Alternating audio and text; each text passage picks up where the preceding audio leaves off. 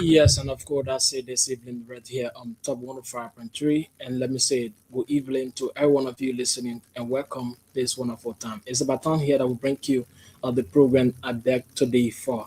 So quickly, we will go to the CEO who is also here to introduce herself first, then we can go ahead. Good evening, CEO. Good evening to you. How are you this time? I hope you are very much okay. I Yes, hope all is well. everything is okay. I I'm all right. I'm fine. At least I tried to see if I can join you from my comfort zone tonight. And okay. while you How were are you going there, to have to? How are you I'm going to do here. before the end of the show? Yeah, my man. I mean, yeah, I'm here with you. I'm very sure Archie will not be coming on tonight.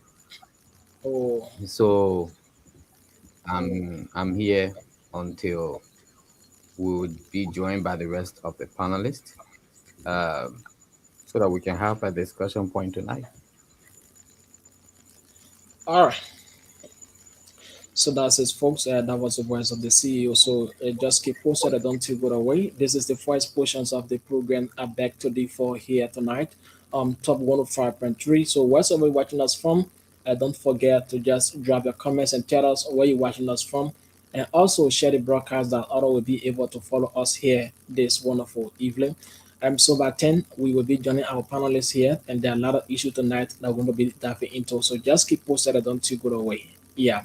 So we would like to take calls this evening, hear from you, what is on your mind, or what are some of the burning issues in your communities or your towns that you want to talk about tonight. It's about time you put the calls through here on Top 105.3. Numbers to call us at 0776 105 105 881 143504, and you're going to be part of it here this wonderful time. 0776 105 105 881 143504 are the numbers supported you on the price settlement of the program I beg today for. So let's hear you tonight. What are some of the issues affecting you in your community? So what is it that tonight you want to talk about? You can put the call through on 0776 105105 881 143504, and you're going to join us here on Top Radio. So like I said, those of you watching, don't forget to tell us where you following us from, and also share the broadcast that all will be able to join us here on the program I beg for. Let's go on the line and pick up this first caller. Hello. Yep, you're doing here. Where you joining us from? Hello. Your name. Hello, Chief. Your name, quick. You, Yeah, man. what happened? And now we're getting the phone line. I mean the phone. My concern is the security the checkpoint. Hello. Yeah, I get it, but you're coming in low. Yeah, that is always never breaking in. Yeah, go ahead. Yeah, my concern is the security the checkpoint. Three big Okay. checkpoint. The last time I was passing, Mm-hmm. so passing the KK fee. So I was having 80 dollars. Actually, 80 dollars get the men for the get down. Mm-hmm. Because I think now we 80 dollars. Yes, that one getting dollars. For uh, being $100. $100. All right, we lost you. You were coming in like explaining something what happened to the checkpoint, but then we are not getting you clear. It's sounding too low. So if you're still there, you can just call her back and explain that, so we all can understand what you're trying to say. Yeah. But you're explaining about something to the checkpoint, like maybe you get $20 and requesting for $100, right? Yeah, so just call her back if you are still there. So folks, you can do the same tonight by calling us on 0776 105 105 881 3504. You're going to be part of it here. What is it tonight that you want to talk about? What are some of the issues affecting your communities, towns, and villages that you want to bring up tonight? We all can discuss it here on Top 105.3. All right. So while we are with the call to Mm-hmm. to come, they call us. I'm sure there are other things that we'll be touching a little bit before our panelist comes in. Okay. Uh, my people, your hello, all of you in the radio lane that are listening to the radio tonight. Let me say your hello and you're welcome to this program. This is a beg to differ. I beg you, I want to agree with you. I had to beg you before I will not agree with you. So let me say you're welcome. Solo Jalo, how you coming on? Solo say he following from Deswa Street. I mean, I will try to reach you, man. Ellie say he was with you today, but I will try to reach you. Hopefully tomorrow. I spend my whole day somewhere.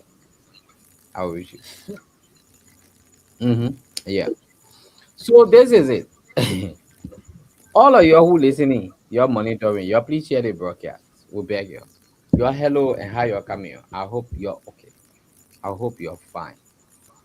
I pray that we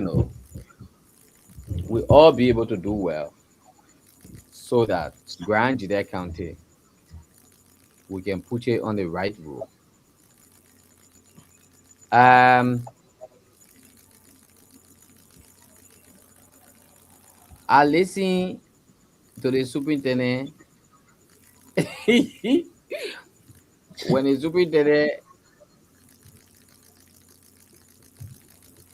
they were telling the play over that hospital. Early the superintendent say the place is 90%. I want to make it clear for you to understand that they played at 90%. Mm-hmm. And everybody got it clear that 90%. Don't be surprised, oh Ellis, to hear Ellis, oh, Mm-hmm. don't be surprised, oh, to hear Okay. Mm.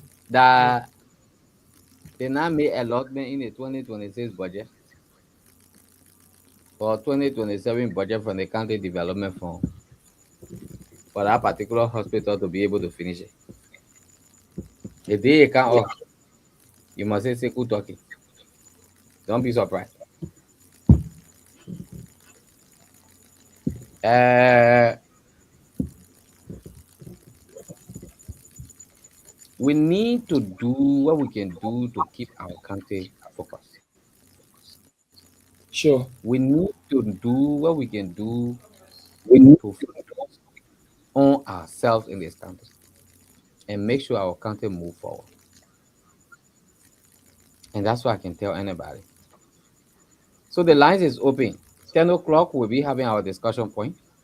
You put your calls on 0881 14 35 04, 0776 105 105. Let's hear you. Let's talk about it. This time, Alice is going to take the full screen and we open the phone lines. Put your calls. Let's hear you. Let's talk about issues. Based on the issues you will bring, we'll all start to work around and make sure that, yes, we find what we can find to make it happen. So it's back to you, my brother. All right. Thank you. For me, the last time we stated is 10%. Everybody was like, then who is going to complete the bidding? And people know that they are going to come or stay. So I would not be surprised when that name come up because I know that's not going to be like. I don't think the government are going to say, let's go ahead and get some money so they can complete the bidding. So people are like, then why rush to delegate the bidding if the bidding is yet to be complete? All right, folks, 0776 105 105 881 14 35 04.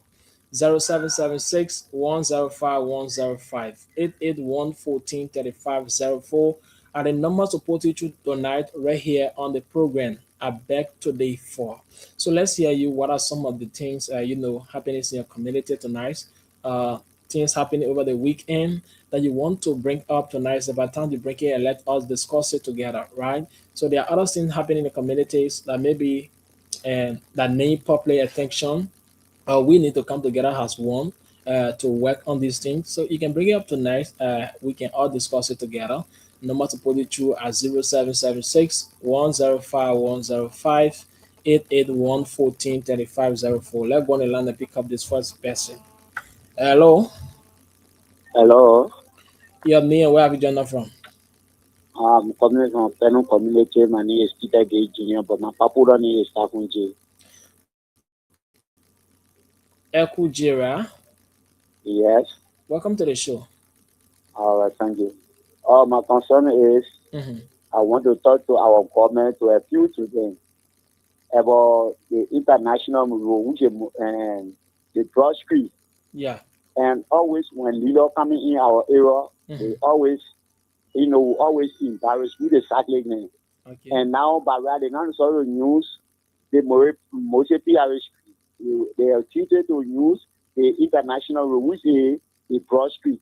Mm-hmm. And because now they're looking at the situation of the broad street, now they're always there to step out to pass to the triangle. And Okay. now when they're ready, they get the step up. And I'm appealing to them. I'm not forcing them, but we're appealing to them. Mm-hmm. And I try to face the error. That area is vital.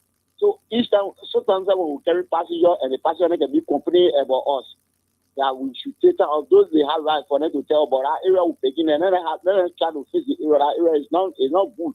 The people can be complaining beyond all. I was passing with them, all I wanted they wouldn't too much down there. Mm. So we are appealing to them and try to face that area. And so they will be using that area. That area, that international rule there. That triangle is not international rule down there. So I appealing to them. I beg you. So it's my own concern. I cannot say tonight. All right. Thank you so much for being part. All right. 0776 105 105 881 143504. And let's hear you tonight on the program that beg today for 0776 105 105 881 143504. And let's see this person 0776 105 105. Good evening, brother. I'm following you live from my son resident here in Zveju City. Grand GEDEH County. That's Fred WR. Thanks so much for following Fred. And please don't forget to share the broadcast. Yeah, just share the broadcast so that other can be able to be part of it here this evening. Hello at 0776 105 105. If you are there to put a call through tonight and let's discuss what are some of the issues affecting you in the communities or what is it that you want to talk about tonight. It's about time you put a call through here and then we're going to put it through.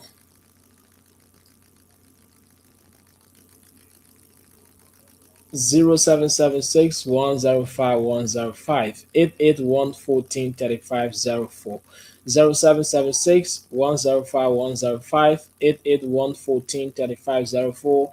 And let's say tonight what is it that you want to talk about, what are some of the issues that you want to bring up tonight, and we are going to be discussing it like you just listened to the caller who left the line, that a particular Broad Street area is very bad up and the local authority need to do something about it. Yes, because that pothole that over. That's true.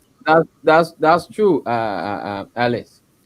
Mhm. The Broad Street there, the Ottawa Street is bad. In fact, I remember sometimes back under Peter Solo administration, that Broad Street they give 78,000 United States dollars to Okay. do that Broad Street all the way in front of Baptist to be able to do it. When Peter Solo administration fade out, later did we have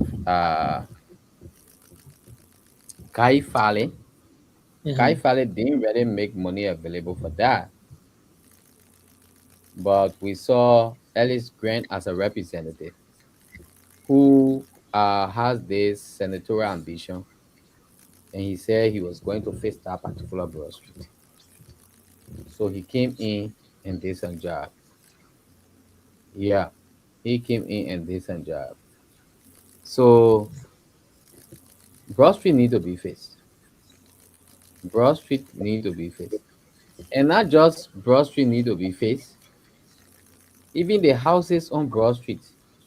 If Hmm. that place should be a Broad Street, even the houses on that Broad Street, It should be upgraded. My brother, people can just call places Nemo. You wake up, you say Broad Street. You know me or Broad Street? Mm. Go see the hospital on Broad Street. So think. You got one hostel building on Broad Street. In fact, one of the farmhouse right now you got on Broad Street. Now that place where I got Chinchin they go and then he Chinchin go and how do I call it? And he also buying cocoa. He Hmm. style that place nicely in front there. Before you go to that fresh garage when you bend in to go in. Yeah. But okay, when you bend in to come from all the way to Hospital Junction, going straight to Baptist community. Go and see you yourself. How many good houses do we have there? Zero. So that's where sometimes I come back and say the city corporation need to do something. But everybody is related here. So you think the city corporation or the city mayor will now go on our Broad Street and say, if you can build a hostel building there, they will give your land out to somebody to build hostel building? The complaint will be too much. People will say she's not working, she's not this. But realistically, there are places when you buy land, they will tell you what kind of hall you put down there. If you can make it, they give it to Sure. someone else and give your money to you. So not just to face the Broad Street.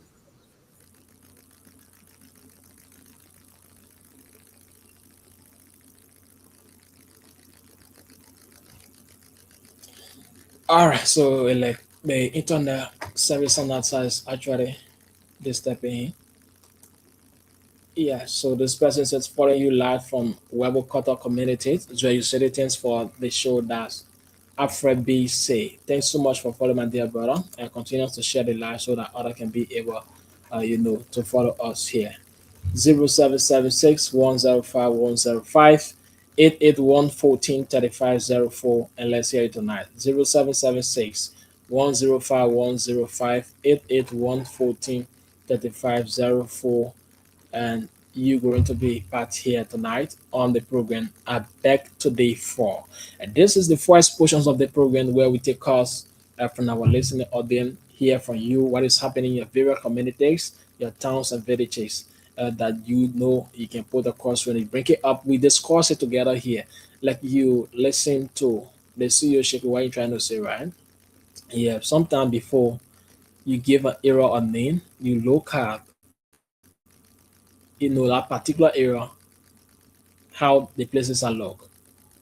But even that street this guy is discussing about, if we don't face it from now to the rating season, it will not be easy. Even the backline you're talking about will not be able to pass it because with all of those pothole over there, the water will be setting in those holes. And people will not like to use it again. So I think that now we are in a dry season. If our time now we go there, do some cleaning up, see how best we can pull those steel rocks, plaster it with cement, and then build our area before the rain season. But if we don't do it for now and wait until the rain season, that will not be able to fix. And like he was trying to talk about, we are related. If the city mayors try to do this, other developing countries they tell you the type of house you need to build within a particular community. That is why sometimes if you watch on a stream, you will see like a whole community will have the same design of houses. They have the same plastering, the paint color are the same. If you see it, you know the main area we're talking about. These are things government tell you say, this is how we want the area to be. This is the houses are coming here. But if you try to take that step now, first thing you start getting from other people is being like our area and area coming take from us, that one probably can't work. People can take our own land from us. Our parent body land is still on here.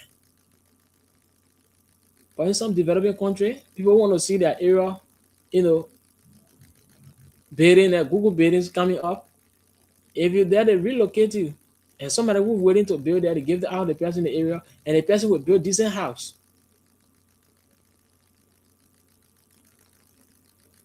But see, our Broad Street. How many decent houses? But where those six houses and other things have to be behind. That's when that's where you see it. Nana lives on the city view. We other communities you see some decent houses. Because why? People are living on the front view.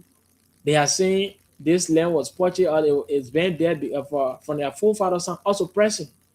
So they can't leave the area. So you will see people going behind to build houses. If you enter Ninswell, you will see Google houses.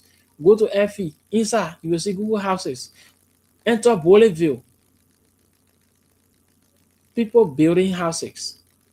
So what happened to the front view where if any stranger is coming today, they will be seen in a particular area. That's it tonight. 0776 105 105 881 14 35 04 0776 105 105 881 14 35 04 are the numbers supported you tonight on the program that beg to D4. And this is the first segment where we take calls from our listening audience here from you. Let's go on the line and take Mr. Tanyo here tonight.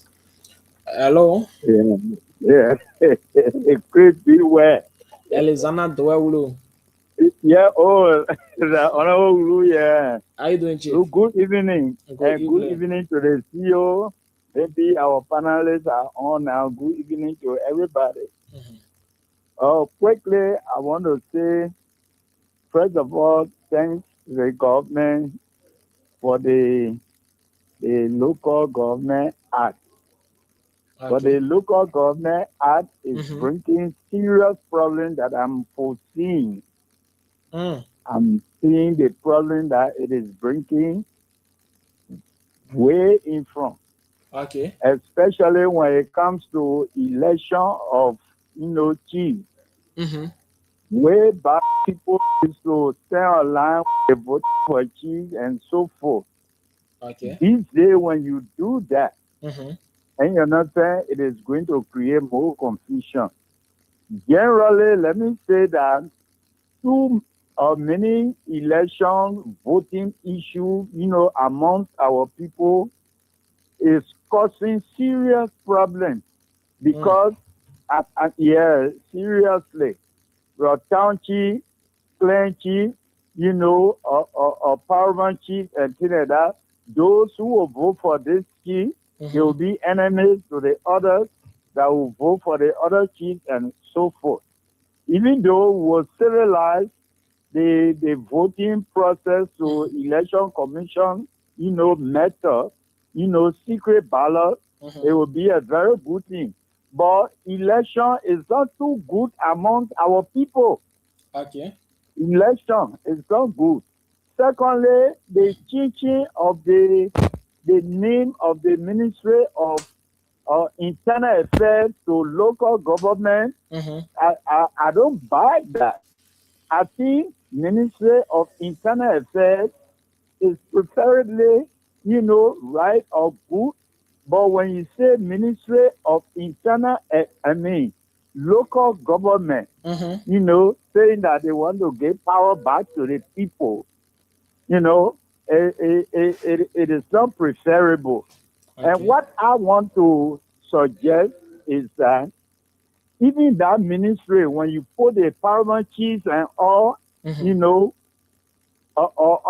that ministry, you are reducing them to civil servant, status. Okay. Once they are on a ministry payroll, what can a paramount chief say to commissioner or, statutory district superintendent or superintendent and so forth? Once they are on payroll, their mouths are closed. I want to suggest that the local government, they have the ministry, internal affairs ministry. Then the country people, they should have ministry of culture. Then they will deal with the country people. Then the country people, if you say you are giving power back to the people, is good. Then you have Ministry of Culture, Cultural Affairs, or something like that. Now, in Liberia, then we'll have the Ministry of Foreign Affairs. And you understand, even the name of the administrator should be changed. From external affairs, it is better than foreign affairs. Because once people think about foreign, they say that strangers they are talking about. Okay. So when you have Ministry of External Affairs, then you have Ministry of Internal Affairs. You are making sense. But local government, even though it's not a bad thing, we thank God for that. But too many elections among our people, the African mentality. For elections, some people want to win election. They do all kinds of things. It will bring about ritualistic, or practices and all that. People want to win election. Yeah, seriously, we'll discuss that. It is just coming on. So I thought to talk about it. Thank you. Mr. Dan, before you leave the land, but you don't think this is going to also, promote the developmental aspect in the counties too? It's a very good thing.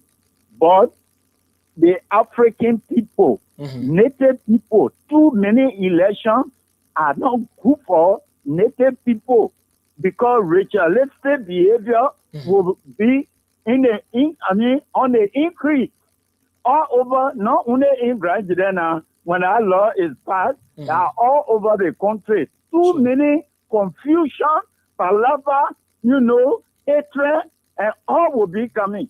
Okay. I'm not praying for that, but I'm foreseeing that. Thank you very much. All right. Thanks so much for being part of the program. Thank you. Okay, so that's it, folks. You can do the same by calling us tonight on 0776 105 105 881 1435. And let's hear you tonight here on Top 105.3. The program are back to day 4. And this is the first portion of the program where we take us from our listening audience and hear from you. What are some issues on your mind tonight that you want to bring to the ears of the public?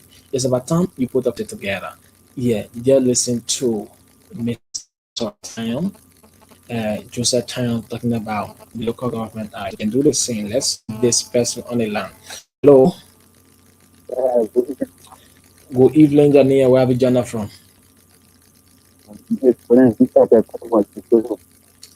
Can you please be audible, please? My comment to that, the discussion about business leading on the street. It's people saying what they probably it's still not the time. Chief, please do me a favor. Can you just call up back because we're not getting the lines too bad. After because the discussion was that in the push of the country. Oh yes.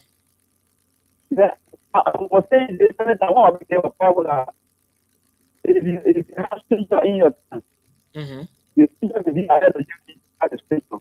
Okay. In our country. You see, there's something like this.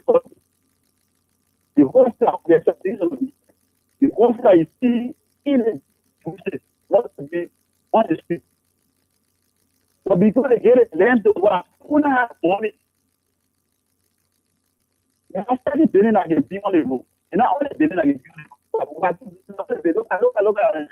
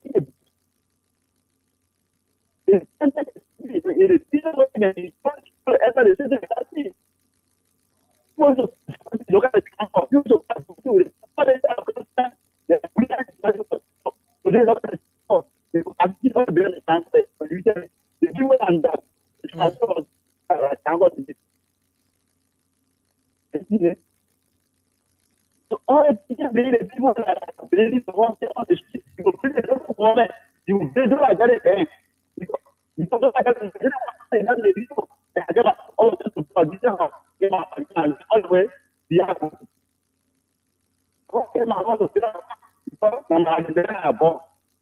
He was thinking I'm on a friend to them. All right. Thank you so much for being part of the program. Yeah. Like see who is this person with the comments also watching us online to read out this comments. Say good evening, I'm following you from near our communities very city Grand Gita County, and thanks so much for the program. And that's Mamadou Tumote Barry. Thanks so much Mamadou for following, and folks, share it live, let others be able to follow us here and be part of this program.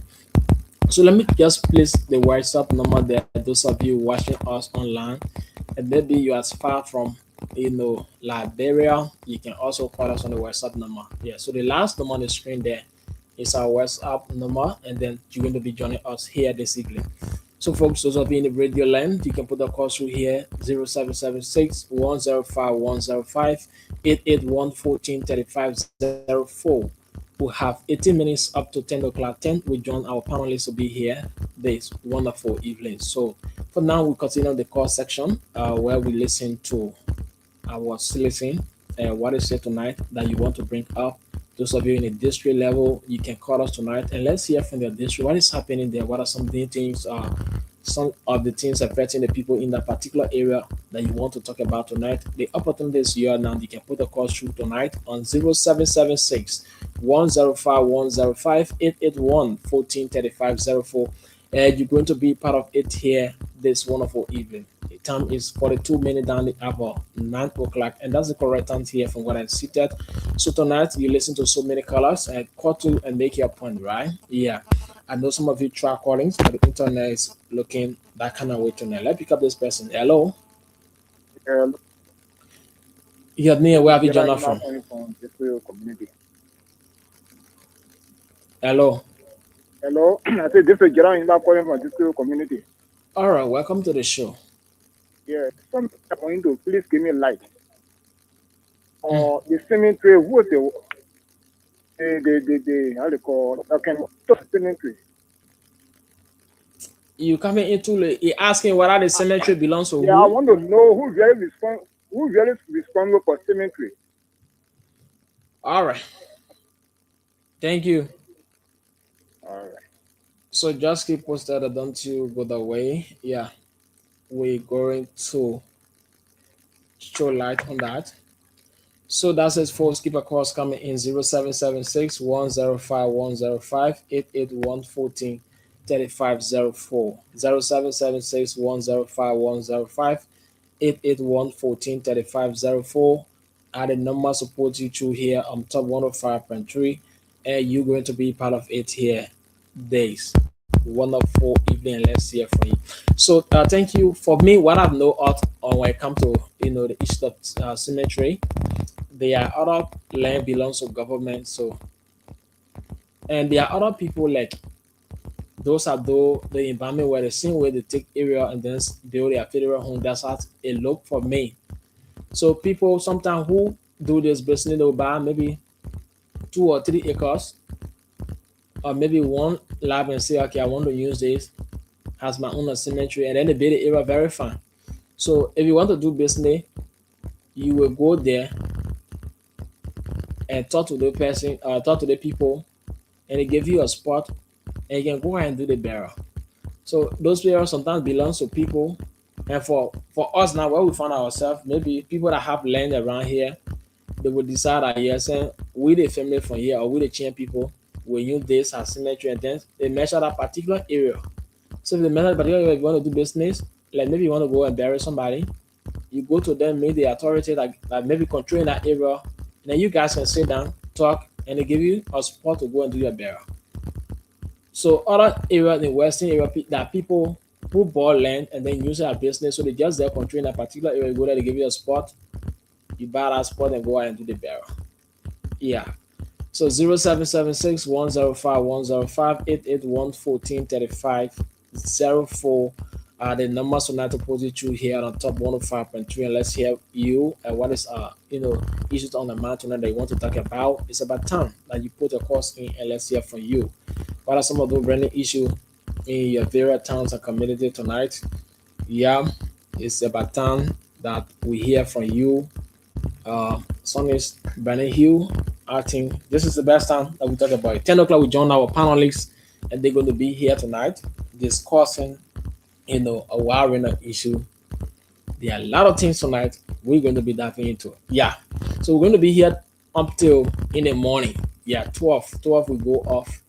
The program will be joined getting by 12. So we have a long time to be here with you tonight. So just keep posted and don't you go away. Those of you watching online, the only thing we need from you tonight is continue to share the broadcast so that people can be able to follow us here.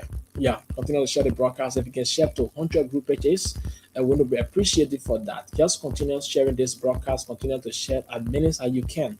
If you can share to 100 group pages, trust me, we're going to appreciate it for that. And don't forget to drop your comment where you're watching us from and let know where you are following us from tonight. Yeah. So we are expecting the leg of Mr. Archie Wright, uh, Councillor Alfonso Zion, Fred Emmanuel, the Legend Smith. Fred Smith will be joining us here.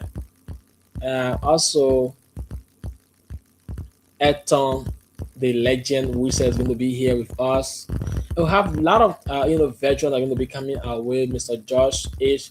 Noble is going to be joining us, and they will be here by 10. So 10 o'clock we join them, and we start the show.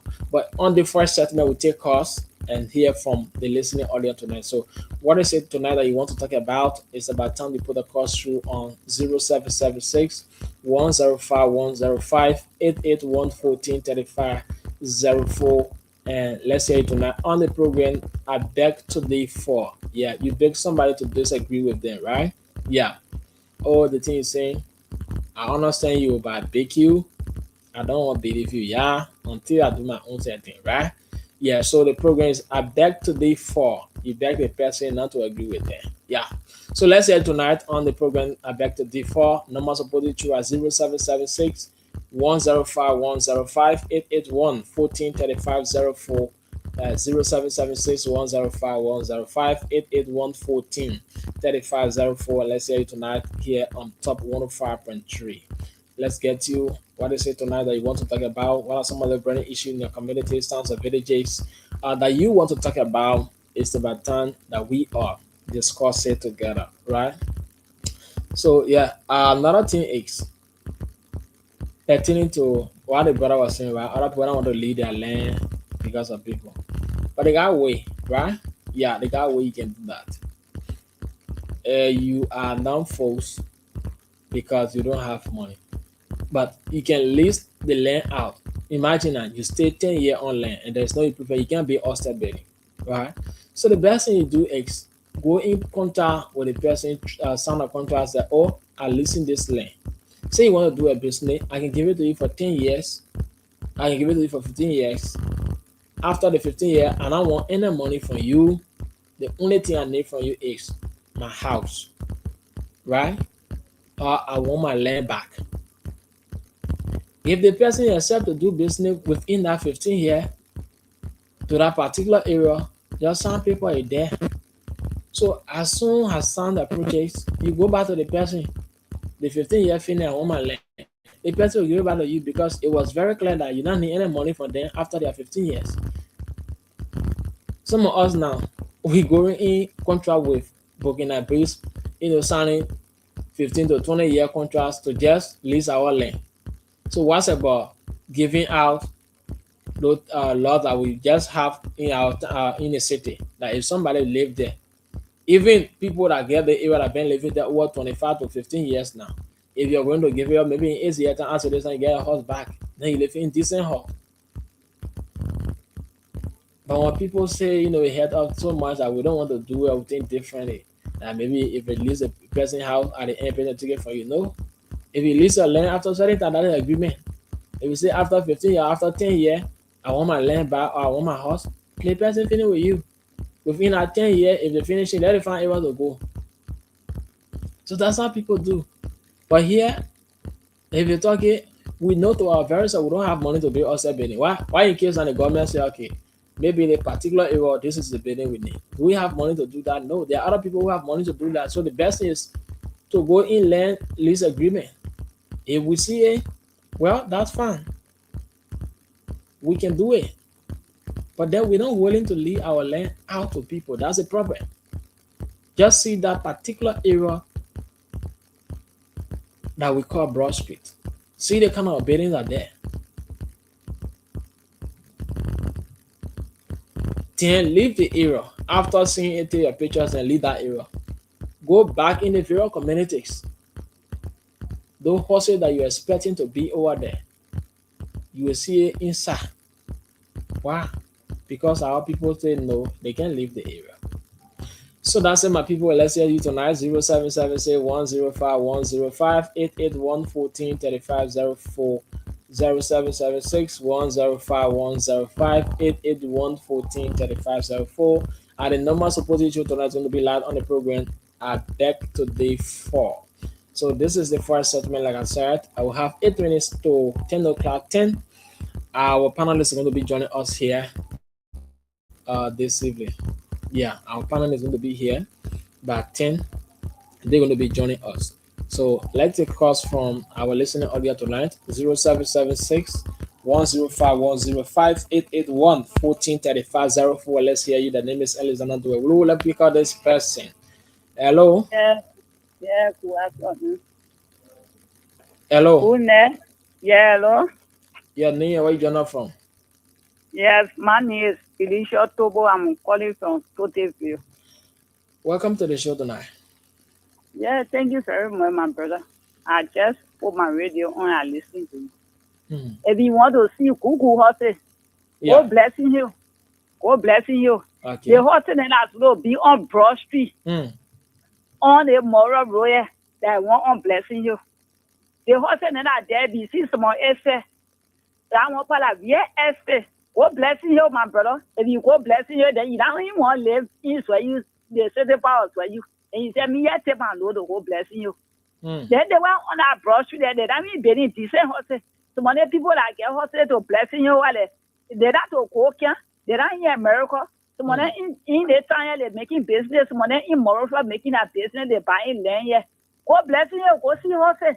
Go inside crowds there. Crowds there, get plenty of water. Go see there. And you go blessing you. Crowds there, while they be see some horses there. Say you say, but whether that America yeah, I do see but they put that on our Broad Street. And they release their land. The people that I can mean say that the AG people they are occupying space in time. They're not improving. Yeah, people looking for land to pay cool horses. And you go blessing you. You see some horses then I dare say you. I have one of my friends. He run coming from the driving market and carry all the way inside Blessing Hill, where she between Blessing Hill and cross the ABC the horse. They get ready. That store market she said you. Then she get out the horse. Tell what market, Pepe and Chickens who said Bisa. You go see your horse. I will tell a photo one day, bring it to the studio there so you can see the place who can go say BC some horses there. You say you want to really want to come put the senior powers for you. The people are occupying that say no improvement. They're making us shame. That why people come on Nima, then they can be laughing at us.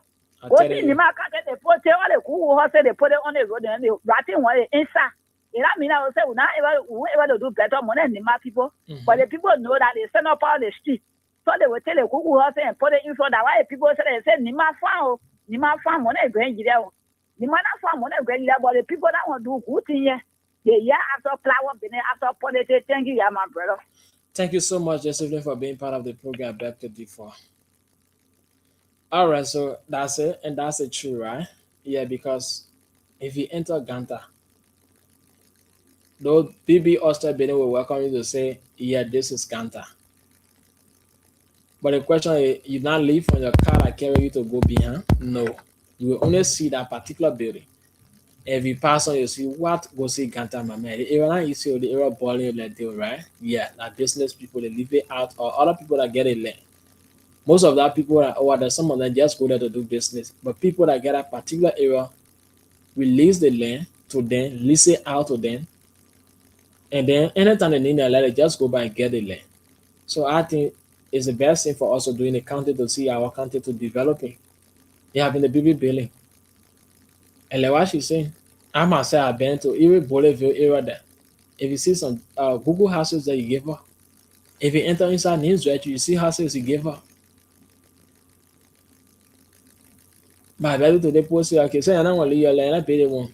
People will start making flour here. But we are the same people continue to say things that the other person not doing that day. Like I was saying, you view some houses in Nigeria, if you look in the show, you'll see people having like when they say city, they got special houses that go to city house. If they say Ninsure, they got a type of houses that go to Ninsure. So if you see, as soon you see the person house, you come to maybe so normal. If you go there, you know the houses. You see the all the houses got like one design. Everything have one design. Because why? The government tell you say this is the house we need here. But for Liberia, we don't do it. In fact, somebody being upstairs because of my land here, other people being upstairs around me, I say for me, I don't get money. I call my list and be anything there. We said if I were it. So that's it. We have a few minutes up to 10. Let's hear from you. Very shortly, our panelists is going to be joining us here on the show. 0776 105 105 881 143504. Let's see this person dropping their comments. I'm watching you live from Guinea, Liberia town, Kumaklara Toa district. Thank you, my wow. Thanks so much. And how is Grant came out to my dear brother? That's Fumba. Okay. Yeah. All right. Thank you so much, my dear brother, for following. Say hi to the people of Grand Cape now County tonight. Yeah, so that's it, folks. You can do the same. Drop your comments and let's hear you here on the program. I beg today for 0776 105 105 881 143504 0776 105 105 881 143504. And let's hear you tonight. You're going to be part of it here on the program that back today for 2 minutes up to 10 o'clock. At 10, we join our panelists here this evening. Yeah, 10 o'clock we go to the panelists. So let's hear you within these 2 minutes. Let's hear tonight 0776 105 105 881 143504. As we await your calls, we'll take our 10 song here tonight. Money for nothing go far. Representative, speaker of the house, Claudio, Capon Polio. Elijah Matia,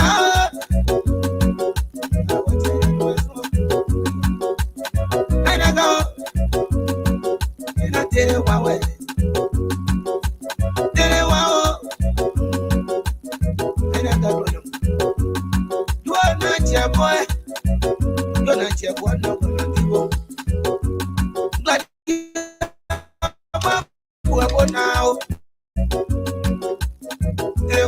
Yeah, let's hear it tonight. 0776 105 105 881 143504. Let's hear you on the program that back today for. Zero 0776 105 105 881 143504 0776 105 105 881 143504. And let's hear you tonight on the program. I beg today for what is it tonight you want to talk about? What are some of the issues affecting your communities? It's about time to put a course through here. Let's get your point right. Yeah. Break up anything tonight and let's all discuss it together. What is it in your community that you want to talk about? Let's hear you right here on the program I beg to differ. So it's 10. Any movements for now, our panelists are going to be here with us. We're going to be doing this together up to 12 o'clock in the morning. Yeah.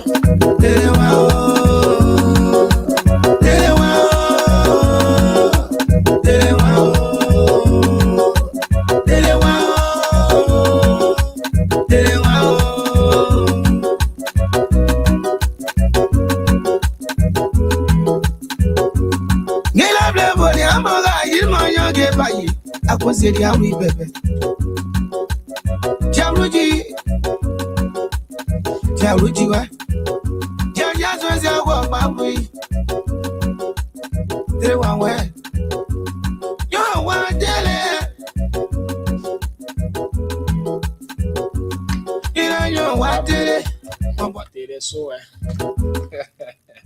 0776105105 881143504. Let's hear you tonight here on the program that back to D4. Very, very shortly.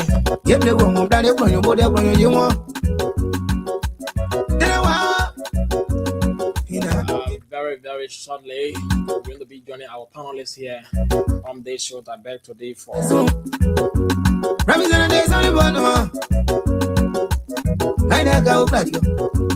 Money representative, speaker of the house, like you, I won't hold you. You like your money,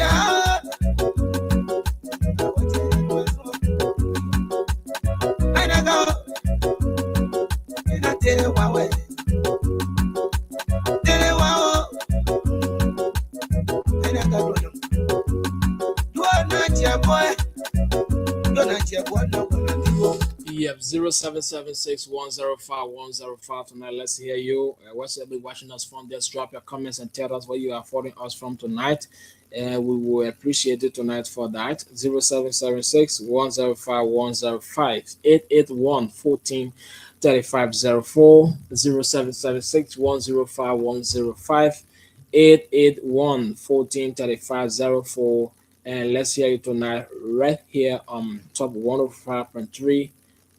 You will be joining us here. And what I say tonight, you want to talk about, I think it's about time that we are, Johnson and discuss this together. It's all about bringing Grangy that come to the, and the improvement level. So, folks, let's hear you. Let's go on the land that pick up this person. All right, so we lost that cutoff. Keep trying. 0776105105 881143504 0776105105 881. Let's pick up this person again. What is going on tonight with the Lone Star Network? Please don't do it. Let's pick up this person. Hello. Yeah, hello. Yeah, me. Where you doing from? I need to fix the first up.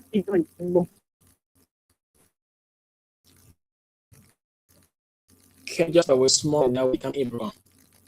Yeah. Go ahead. Yeah. What my Okay.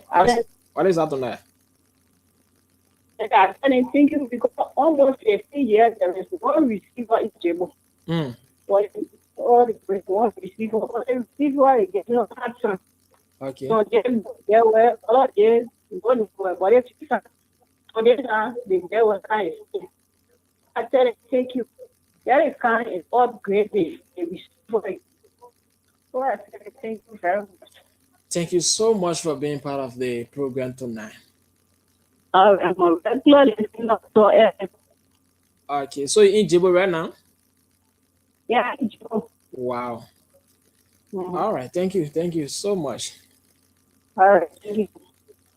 So that says you just listen to her there in Djibouti. The last time we went to Djibouti yet, the time she were complaining about the issues of having a receiver like the wall of big stand from the main time to get internet before network before calling, maybe for Ammonex to help in the process.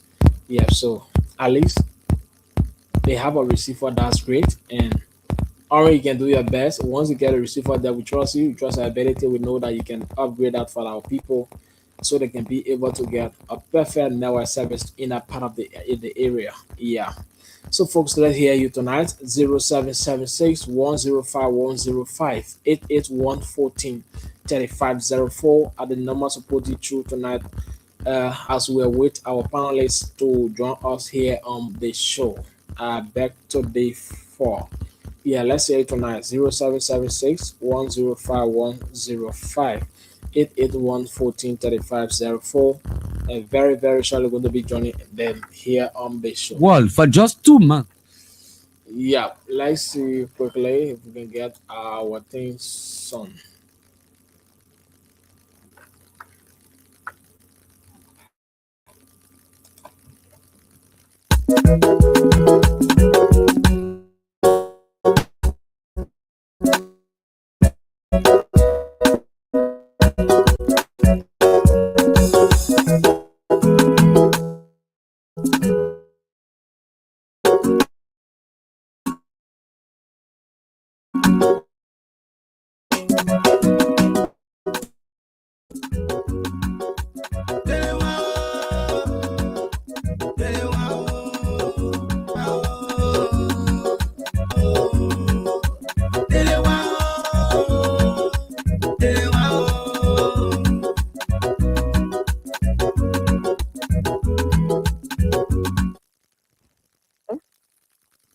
Yeah. My tell is evil. Evelyn What is for Tito. Diego? All right. What Welcome for to the show. Diego? How is Jibo tonight? Yeah, it was fun. Okay. But the plan out there, if I want never to do Okay. no way for the call, not play. Sometimes about go 2-3 days over 3 to so I see about all I want that way. Okay. Thank you so much for being part of it. So sometimes I go 2 days, sometimes I go 3 days, right? All right. So that's it, my people. Those of you here, guys, Huawei Orange, we'll try to reach out to you guys' office so you can be able to inform the head office and let's see. Yeah, and let's see if your guys can also have a team from the nation capital to help our people there because they have been calling for this internet service. The network is in that part of the county. And then we bless God I have a receiver, but then it's good that if you do something, you do it to the best, and you know that the people will be satisfied. Also, your business will be able to go well. Yeah, because sometimes we do many business, right? Where sometimes you activate your 3 days on your phone, maybe to call another family member, then at the end, never going for 2-3 days, like she's saying, before coming back, maybe their credit expire. We're responsible to pay that damage, Yeah. So I think our people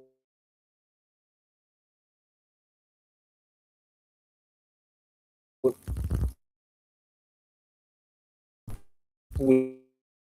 the local authorities who have the opportunity to help us to the receiver to that particular area and then to go live is very hard.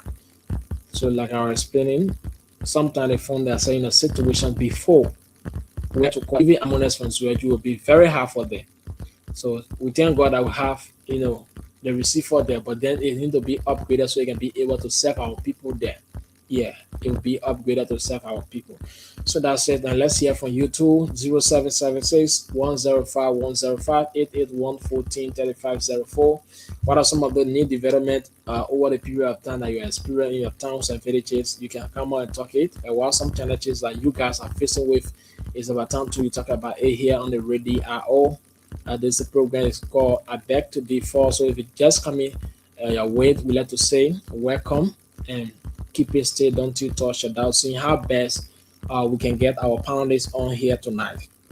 Yeah, we trying our best to get our panelists here tonight. But while we also try, let's see if we can get you the 70,000 plus job that you know the vice president was talking about. That's the president during the summit was discussing. Let's see if we can get you the videos to play here. Yeah, maybe you can listen to the video and make your own comment from there.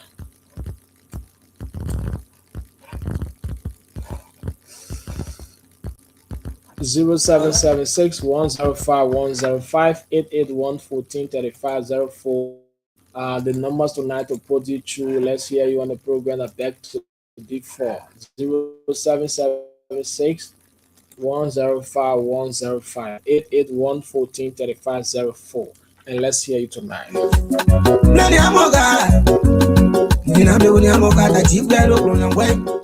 So just keep posting our panelists and let's see how best that we get you the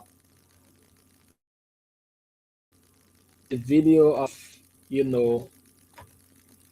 yes, as you can get the video of Mo Ali defending the 70,000 job provided by the government of Liberia. So let's see if we can have that video clip here. Yeah, we're trying to see how best we get to that a particular clip and play for our people tonight.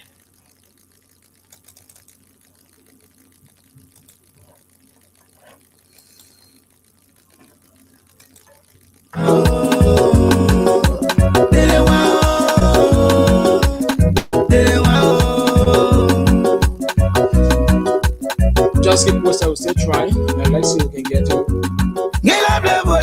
videos from Mo Adi trying to defend. Yes, you're talking about the draw 70,000 jobs provided by the Liberian government within the first 2 years they have served. Yes, so let's go there. The Fred Veteran Smith already here. Let's go over to him quickly. Good evening, Mr. Smith. How you doing?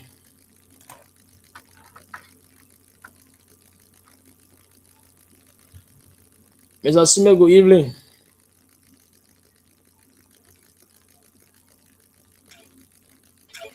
Yes. How you doing, Chief? Okay.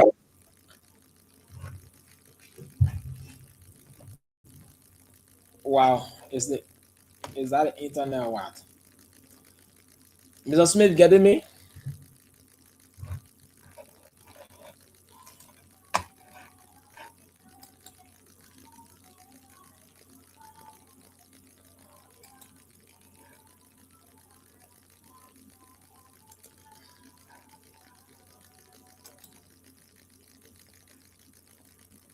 So just keep posted. We'll still bring you the video. Yeah, we'll soon get the video from Mo Ali. Mr. Smith, I think you need to, drop and then you join us back. Yeah. You need to go and come back. Let's see. I think it's back. Yeah, you just have to drop and come back. Just keep posted of doing our possible best. We can get you the video here from Mo Ali when they appear on OK. All right. So quickly, we're going to get you that video. VD5. Yeah, just keep posted trying to see how best I can get that video quick from Mo Ali. Yeah, I can get that video quick here. Let me see.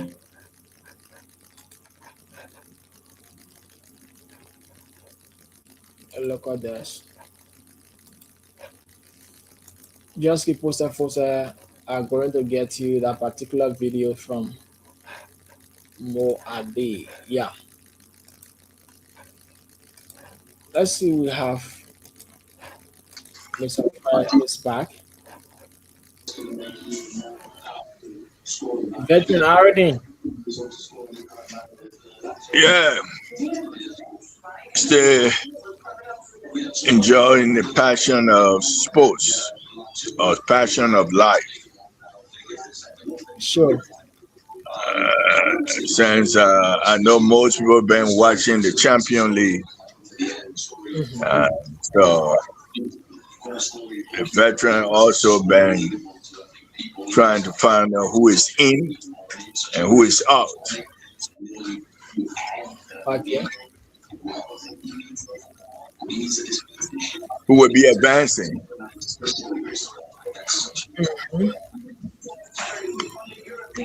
And who today, despite so my own team are supporting me, they make me happy tonight.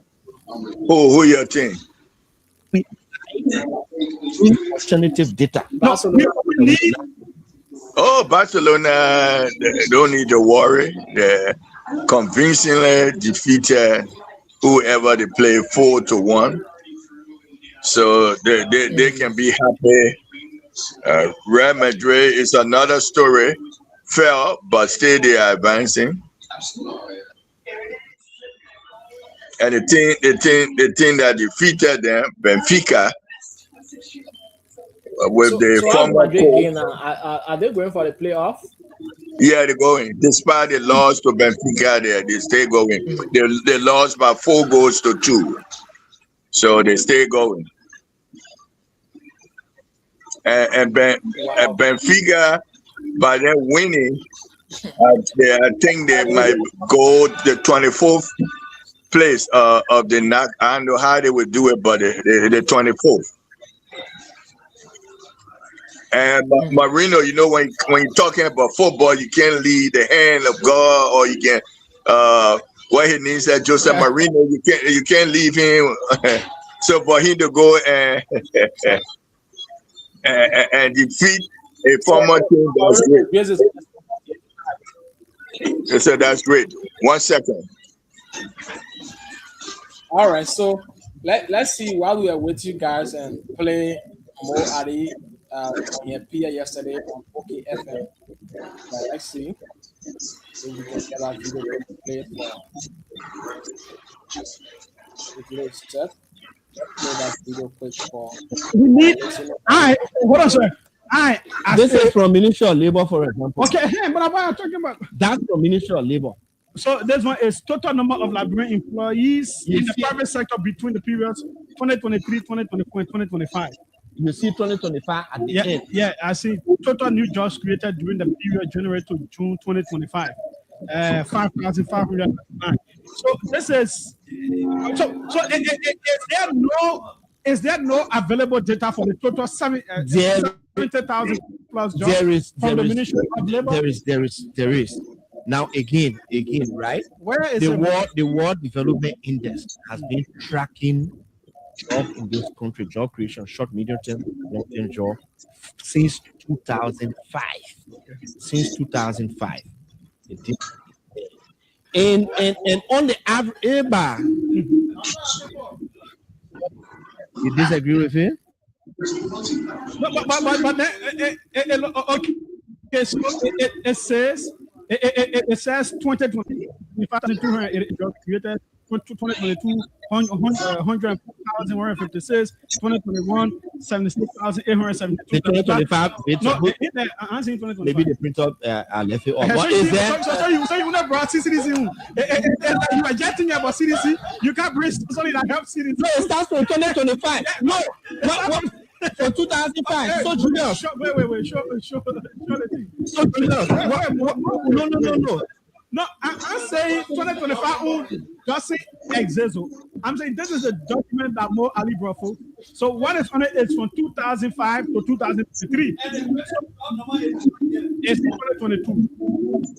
Now, you know, so I was actually trying to print the whole stuff up. So you brought something like everything. No, it doesn't matter. What I'm trying to tell you, Okay. No,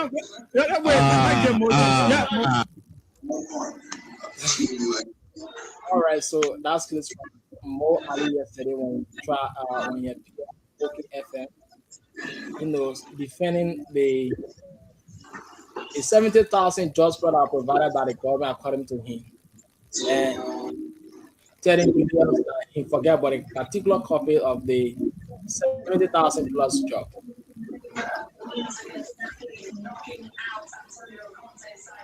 Mr. Josh Nomo, welcome to the show. Thank you.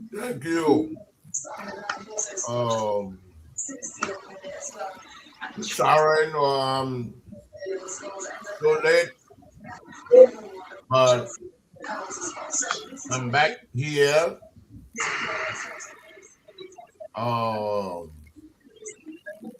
I say hello to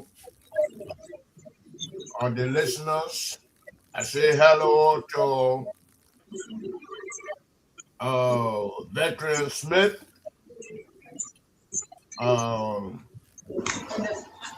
Yes, he is the only 1 year. I don't see Archie, the co-host. I'm gonna see, Veteran Smith. You have a problem with that? The host, Alex. You have a problem with that, Mr. Nemo? I have a serious problem with I have a serious problem with you always.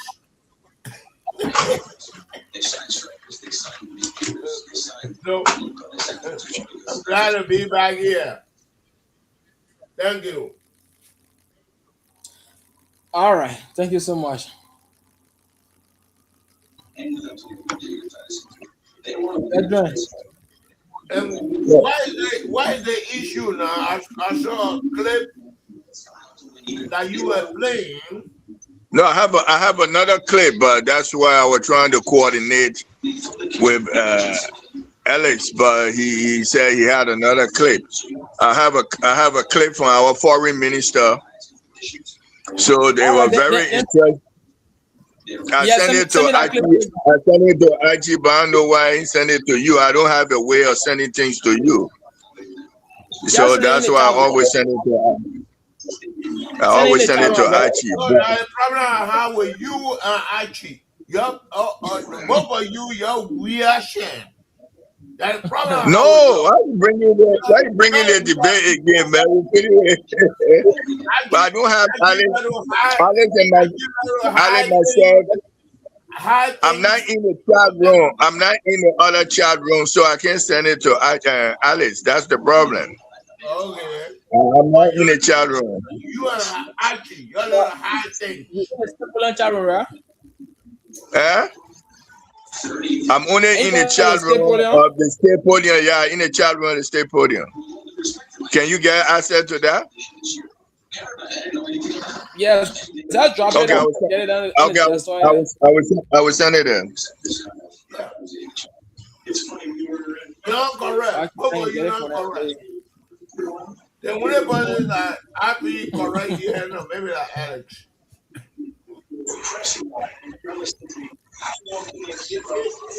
So Alex, this phone I will get off just to send it to you. Okay. Maybe I can still be on. Let me see if I can do technologies.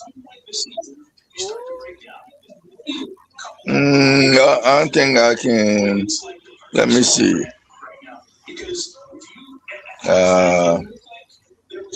No.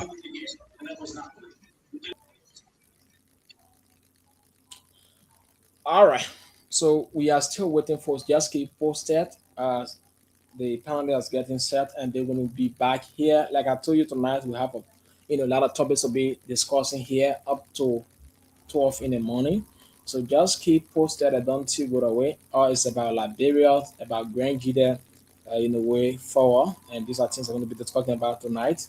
So the first video I just play is all about Mo Ali when he appeared on the OKFM show, where he defending the 70,000 plus job that the president spoke about during the Stone year. And then the funny part about the video is, according to Mo Ali, the one that contain the information, the 70,000 plus that they're talking about, it left in the printer and forget to print it out. So he only carry records from 2006, which is Madam Ellie Johnson Sally time, to 2023 just provided. And then we have another copy from 2024 to 2025, where the numbers announced is different from the one that is on the paper. I send it to you. Yes. So you already sent it, right? Yeah. All right. Let me do like anyway. Yeah, if I can get it, I'm do that. We did a poll on YouTube to see how surprised everybody would be this competition. Surprised that it did advance. 45% of you said yes, so 55% of you think no. Yeah, this number represents the meeting today, which we were also. All right. Please close the door. Let me edit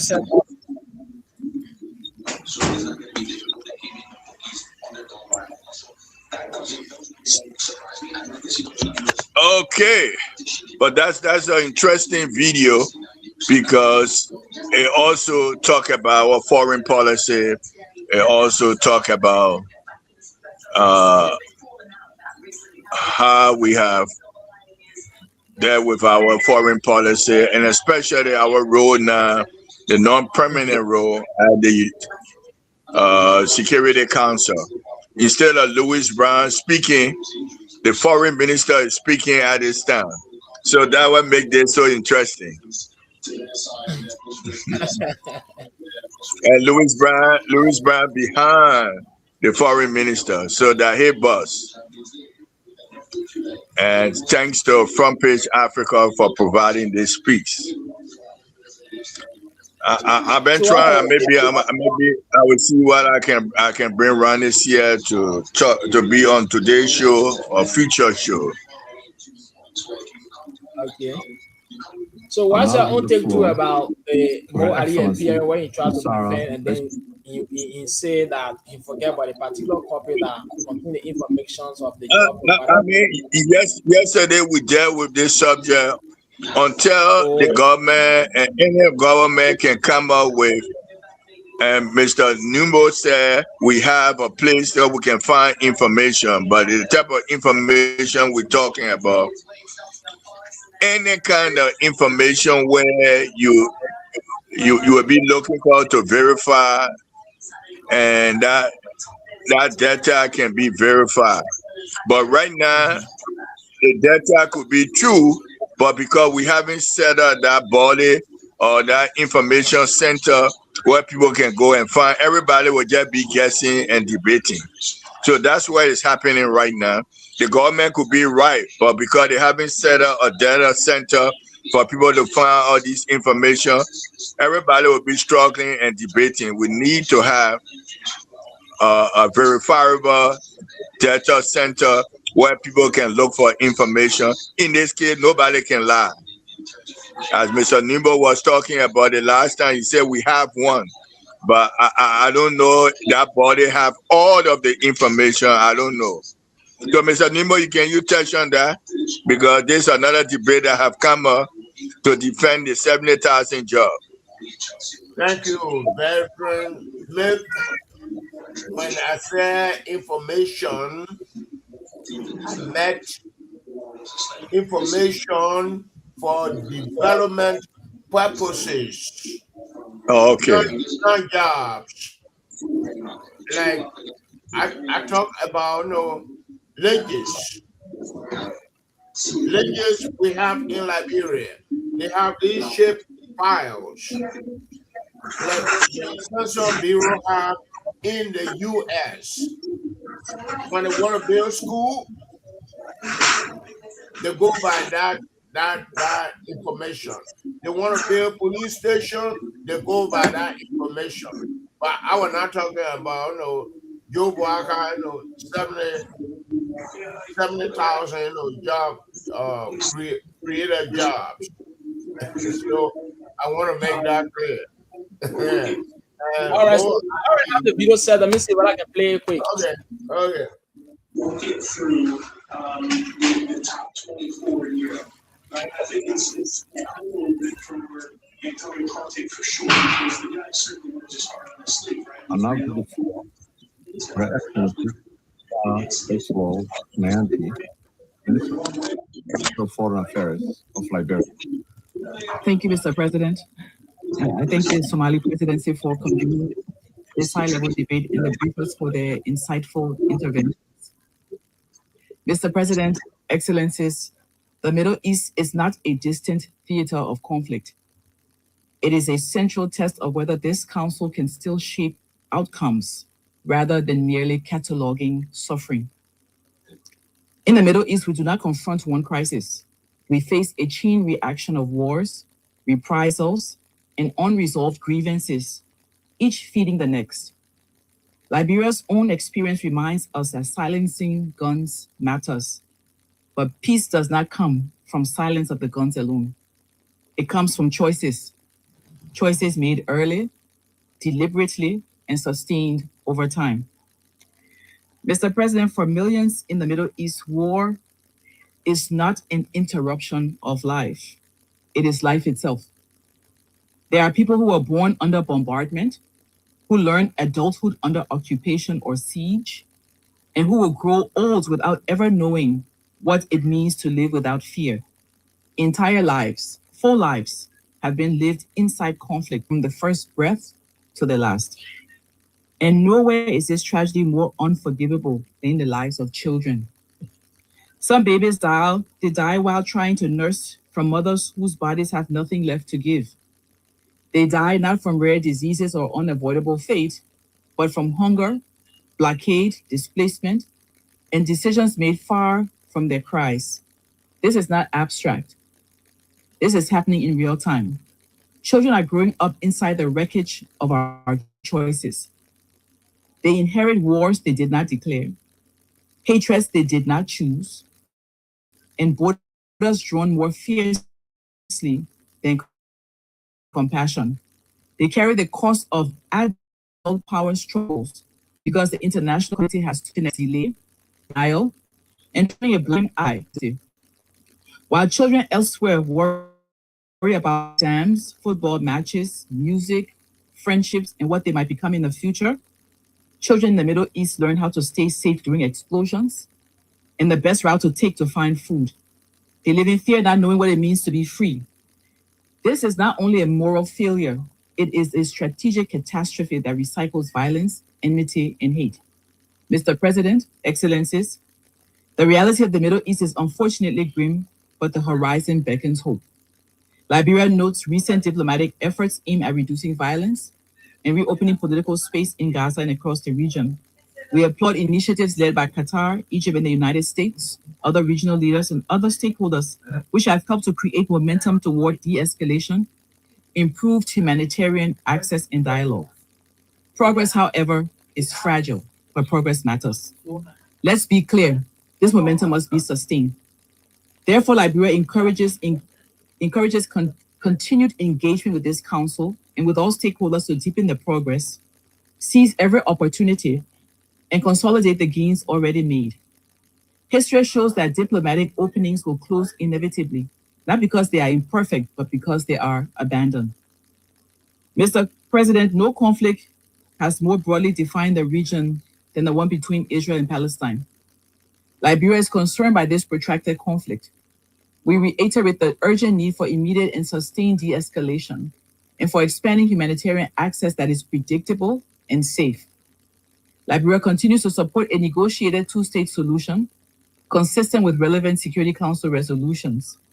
Security that lacks political legitimacy cannot endure. Crisis management, however necessary, cannot substitute for a genuine peace process. Mr. President, Excellencies, force can dominate a moment, but only justice can shape a future.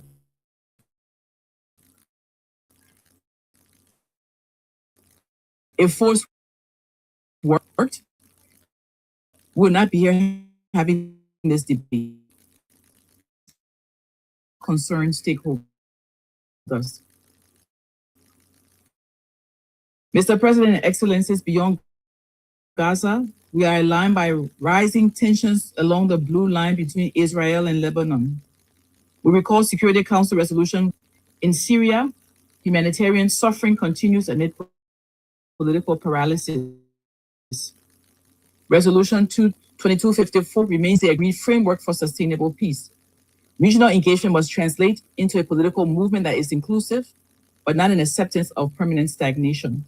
In Yemen, fragile steps toward de-escalation offer a chance that must not be squandered.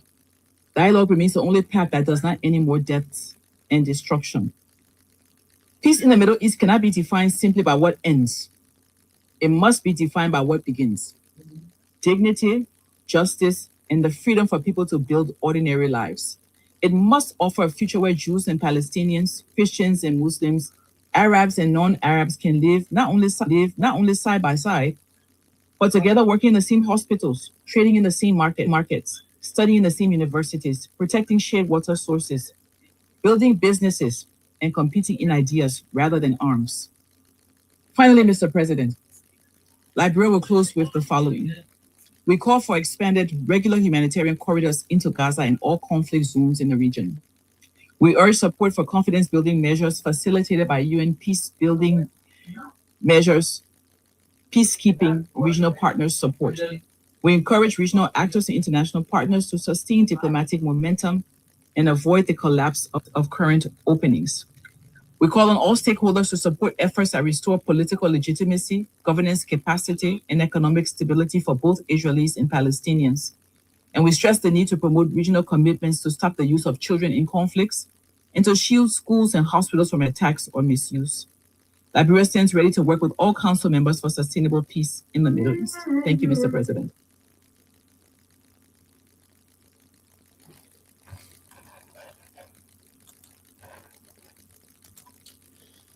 All right. That is an excellent statement by the foreign minister. I mean, I beg to differ with one Mr. the veteran Smith will say, or what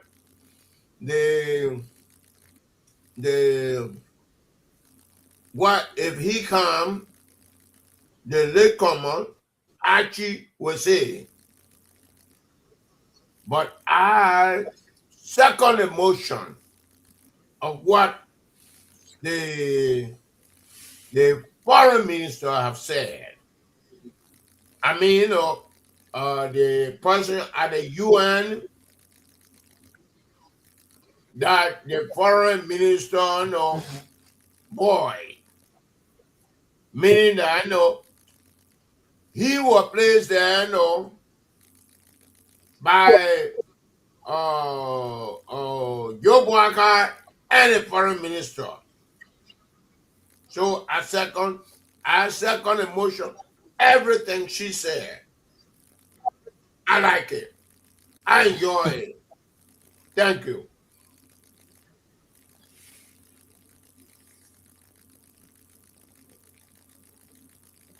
Oh. I don't see the disagreement or agreement. We just played the tip, and for you to analyze the tip, this was at the United Nations, and the foreign minister is the boss of Louis Brown. So she took that position, and what she said, what kind of message you got from it?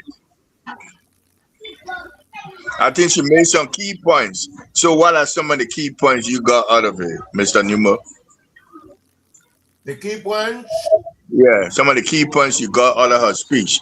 I mean, let's establish that she was giving a position. She was giving a position. She was giving a good position on the United Nations platform. So what you got out of it? Key points. It has been the position of many African nations of two-state solution when it comes to Palestine and Egypt. And Israel. Two-state position. She talked about that. And no, so I don't want to say, some of your Christian, your people, your Israelites. No, I don't want to say that, but the two-step position is the key point that I got from there. Thank you. What did you get from there? So that's all you got from the statement? No, what did you get from there? No, but I'm asking you, I'm the moderator, and I'm asking you, you're the only panelist available. Let me ask Alex. Alex. Okay, that's what I got from there. Okay, Alex, as a young man who grew up in the war in Liberia. I was fortunate that I was not there. You were there when you hear the foreign minister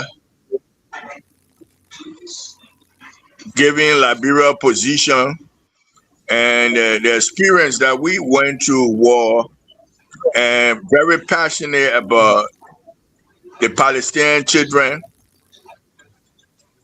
and pleading for both now and how they should cooperate with one another, maybe have something common where both can do, forming a formula that would bring peace between the Palestinians and the Israelites. What you got on her? Did she give a convincing statement because she was speaking at the Security Council?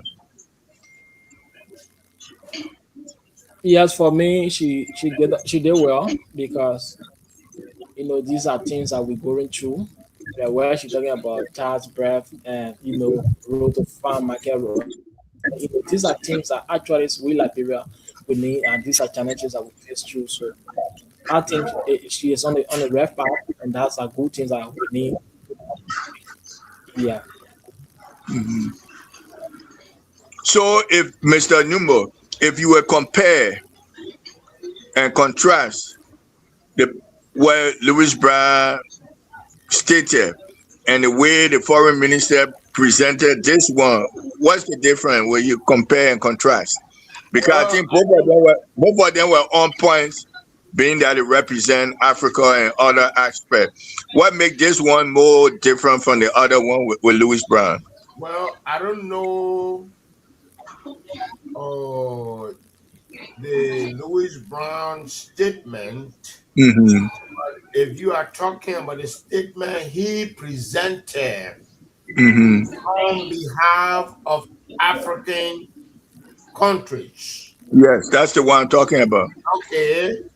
I listened to it before. Mm-hmm. And they are saying the same thing. Both of them are saying the same thing. Two-state solution. And the people who are supposed to listen, they are not listening. People like where you are now, and you in America, is America listening? America is not listening. And Europe is not listening. And that is the problem. That is the problem. The people who are supposed to listen, they are not listening. But go ahead. The Security Council have represented there. So whether if I agree with you, maybe key other people might not listen, but they have a representative of the U.S. at the United Nations. So each country seems to have representatives, just like Louis Brown or the foreign minister representing Liberia there. So the ambassador, the Louis Brown, the other people, they are what we call Pupu Platoon. How come? Why would you say that? Why would you? No, I'm telling you, the people that have the veto power, that people like America, people like Russia. So we'll go there and make and talk. Louis Brown will come and talk all the big book, Basel book, or Gribble book, or what kind of book. It does not matter. Because many people are not listening. And many people are not taking action. And that's what we need to be concerned with. Africa needs a veto power. That's what we need to fight for. I thank you. And maybe if we don't have the veto power, but this is something closer to that veto power, how effective can we use that lay power that we have?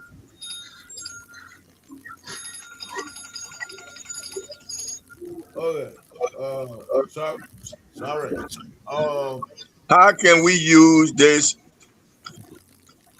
Liberia represent and Democratic Republic of Congo represent Africa 2 years on the Security Council. Okay. Then we have Somalia who presides this month over the Security Council. So how should we use this month? Because we have this month where we have, like me now, I'm the moderator over you, Mr. Numo. Oh, you are my boss. I know you are my boss. Okay. But I was gonna in your face.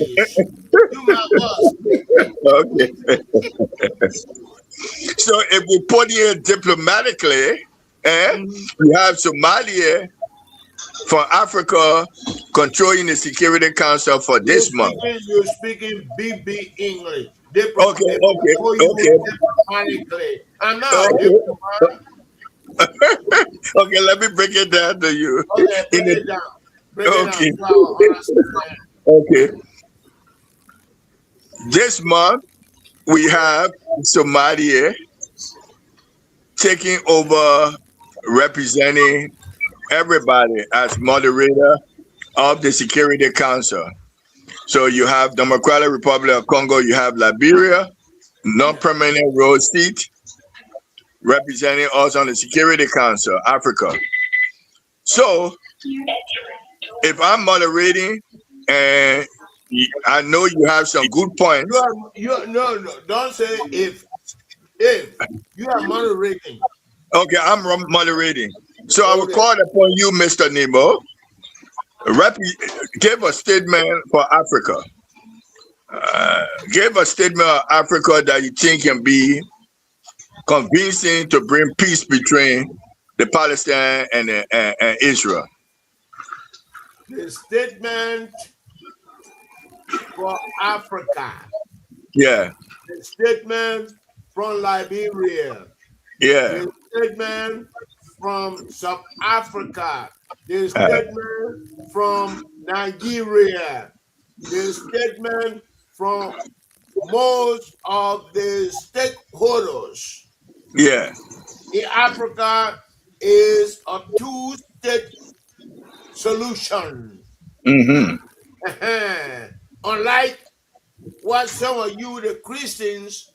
But Mr. Nimbo, you looking at the two-state solution. That something will come on how they will do that. But there's a present crisis that is dealing with right now. How do you bring permanent peace that is going on that have damaged most of part of the Palestine hometown, home city, and that means Israel have to leave from the boundary or remove from there. Then you start talking about two-state solution. How do you jump from one to go to the other, or combine all together? Okay, thank you. Okay. Moderator. Yeah. The situation we have. Yeah. Started way back. Okay. When America, Europe, they decided for Israelites or Israelis to return to a country they call Israel after the World War II. And that place was Palestine. And even before that, in the 1800s, that place was part of Africa. When before the French people went and dug the Suez Canal, it was part of Africa. So we have role to play in there. Moses crossing the Red Sea, this and that. No, those are we'll get to them. But that is not the problem now. That is not the problem we need to solve today. Today, we are pushing. I am speaking for Liberia. I'm speaking for Egypt. I'm speaking for South Africa. I'm speaking for the whole of Africa. We need to have a two-state solution. And I'm sorry for the language, but to hell with Donald Trump or Hey, my man, be moderate. no. The veteran is moderating the show, so you gotta be very moderate how you use words, and but you can stick to your point, but gotta be moderate how you use it. Let my president Donald Trump go somewhere else.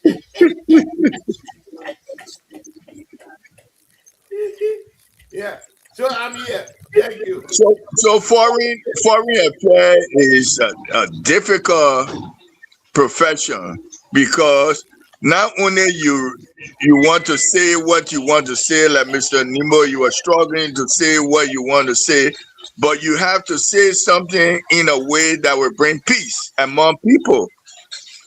So how do you discipline your children when you're in the house? You know one is right and one is wrong, but you have to bring them together peacefully. How do you use, what kind of skill that you can use to say, you tell your daughter, you tell your son, say, don't fight? And that's why our foreign minister and the word that you use, because everybody will interpret or misinterpret the words. So you have to come up with words that will benefit everybody, but still be consistent. Veteran Smith, I applaud our foreign minister. I am not her groupie. Okay. I applaud the statement she made. Okay. I applaud her position. Mm-hmm. You might want to disagree with her, but I know what she said. I know it's Africa position. What she said is Liberia position. What she said is Nigeria, the Egypt, South Africa, the main players we have in Africa. What she said. How about Somalia? Somalia is the one who moderating. She also represents Somalia also on the. Okay. I'm that one I'm telling you. You might not agree with what she said, but I agree with what she said. It's Africa position. It might not be, when we want to localize it, it might not be, Vassal position, it might not be Maryland position, but what she said is Africa position. Thank you. Mm-hmm. Can you play it one more time, Alex? So when anybody come, we can put it into context. One more time. Okay.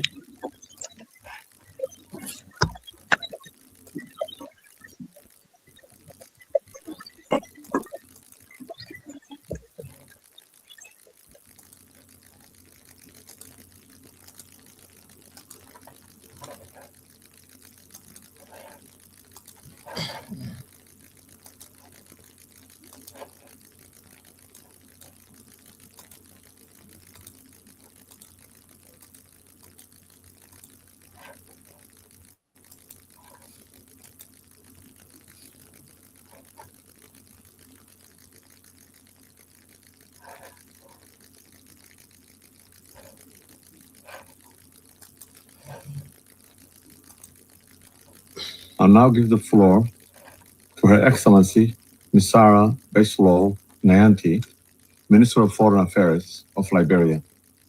Thank you, Mr. President. I thank the Somali presidency for convening this high-level debate and the briefers for their insightful interventions. Mr. President, Excellencies, the Middle East is not a distant theater of conflict. It is a central test of whether this council can still shape outcomes rather than merely cataloging suffering. In the Middle East, we do not confront one crisis. We face a chain reaction of wars, reprisals, and unresolved grievances, each feeding the next. Liberia's own experience reminds us that silencing guns matters, but peace does not come from silence of the guns alone. It comes from choices made early, deliberately, and sustained over time. Mr. President, for millions in the Middle East, war is not an interruption of life. It is life itself. There are people who are born under bombardment, who learn adulthood under occupation or siege, and who will grow old without ever knowing what it means to live without fear. Entire lives, full lives, have been lived inside conflict from the first breath to the last. And nowhere is this tragedy more unforgivable than in the lives of children. Some babies die while trying to nurse from mothers whose bodies have nothing left to give. They die not from rare diseases or unavoidable fate, but from hunger, blockade, displacement, and decisions made far from their cries. This is not abstract. This is happening in real time.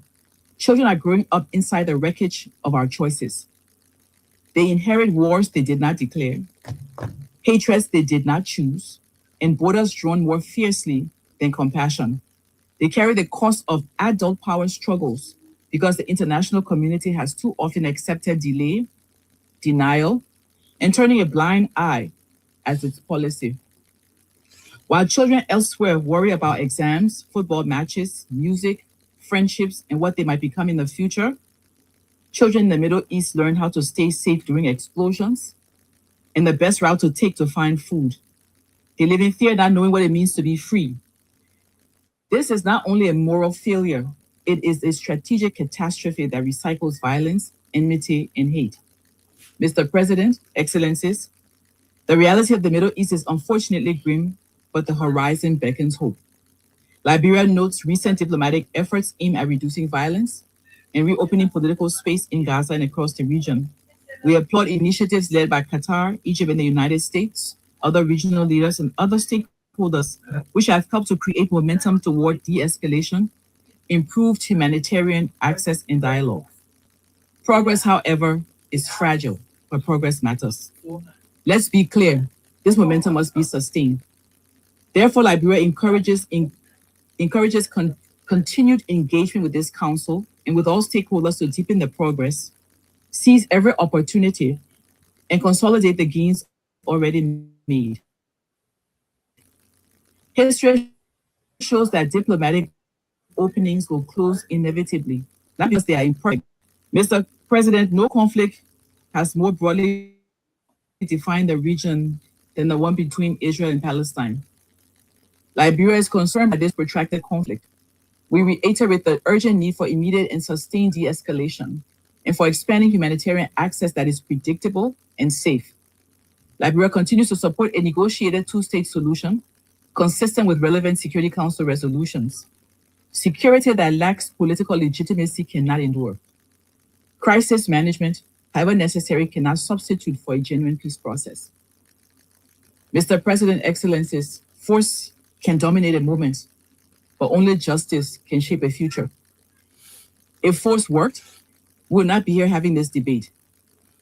What is not resolved through dialogue will resurface louder, angrier, and more dangerous. Hence, any solution must be shaped with the involvement of all concerned stakeholders. Mr. President and Excellencies, beyond Gaza, we are aligned by rising tensions along the blue line between Israel and Lebanon. We recall Security Council Resolution 1701 and support UNIFIL's stabilizing role. In Syria, humanitarian suffering continues amid political paralysis. Resolution 2254 remains the agreed framework for sustainable peace. Regional engagement must translate into a political movement that is inclusive, but not an acceptance of permanent stagnation. In Yemen, fragile steps toward de-escalation offer a chance that must not be squandered. Dialogue remains the only path that does not end in more deaths and destruction. Peace in the Middle East cannot be defined simply by what ends. It must be defined by what begins. Dignity, justice, and the freedom for people to build ordinary lives. It must offer a future where Jews and Palestinians, Christians and Muslims, Arabs and non-Arabs can live not only side by side, but together working in the same hospitals, trading in the same markets, studying in the same universities, protecting shared water sources, building businesses, and competing in ideas rather than arms. Finally, Mr. President, Liberia will close with the following. We call for expanded regular humanitarian corridors into Gaza and all conflict zones in the region. We urge support for confidence-building measures facilitated by UN peace-building measures, peacekeeping, regional partners support. We encourage regional actors and international partners to sustain diplomatic momentum and avoid the collapse of current openings. We call on all stakeholders to support efforts that restore political legitimacy, governance capacity, and economic stability for both Israelis and Palestinians. And we stress the need to promote regional commitments to stop the use of children in conflicts and to shield schools and hospitals from attacks or misuse. Liberia stands ready to work with all council members for sustainable peace in the Middle East. Thank you, Mr. President.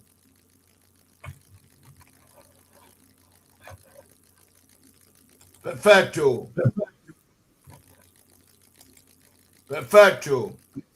Where the moderator? He ran away or what? No. Give me 5 points that she just delivered eloquently, Mr. Nemo. 5 points. Maybe I won't give you 5 points. Okay, give me any. I gave you some points. Oh, okay. Eloquently, she delivered Liberia position. Eloquently, she delivered Africa position. Eloquently, she delivered a position that the next day we don't see Joe Boaka coming and saying, oh no, that was not our position. That was your own position. And these are some of the things she has done eloquently. And I don't think you can even dispute any of them. She was marvelous. She was diplomatic. She was. I don't even know what kind of adjective to use. I beg to differ from you now. Yeah, I know you will come out and say she did that, but those are my points. Thank you.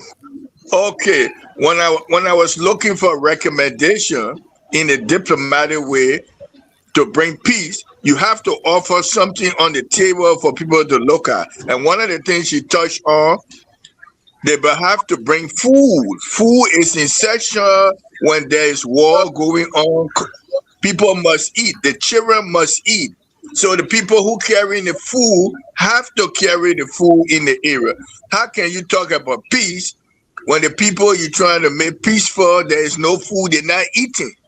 They are starving. Liberia went through that war. I think Ellis came delivered that much better than me, sir. Ellis, when there were no food, when you were fighting, how you managed? Because I can't feed it, I can't talk it, I was not there. You were there, Ellis. How you got food? For me, Mr. Sume, at that time, I can say I was very small. So I was very small at that time, just on 98 bomb. So I can't actually explain that bomb. Because maybe I will interrupt Alex. Okay. Oh, Ellen time. And say, no, Papa Nakam, in her speech, Papa come who and bring food, but Papa never came. I like that. I remember that. Okay, so no, what you talking about the foreign minister speech? Yeah. The foreign minister no, deliberation at the United Nations is excellent. It's excellent. Well I mean, composed. you are not talking about no Papa bringing Smith coming and bringing food, no, on the table. Smith going and tapping rubber, no, or no cutting no palm nut or palm tree to bring that home.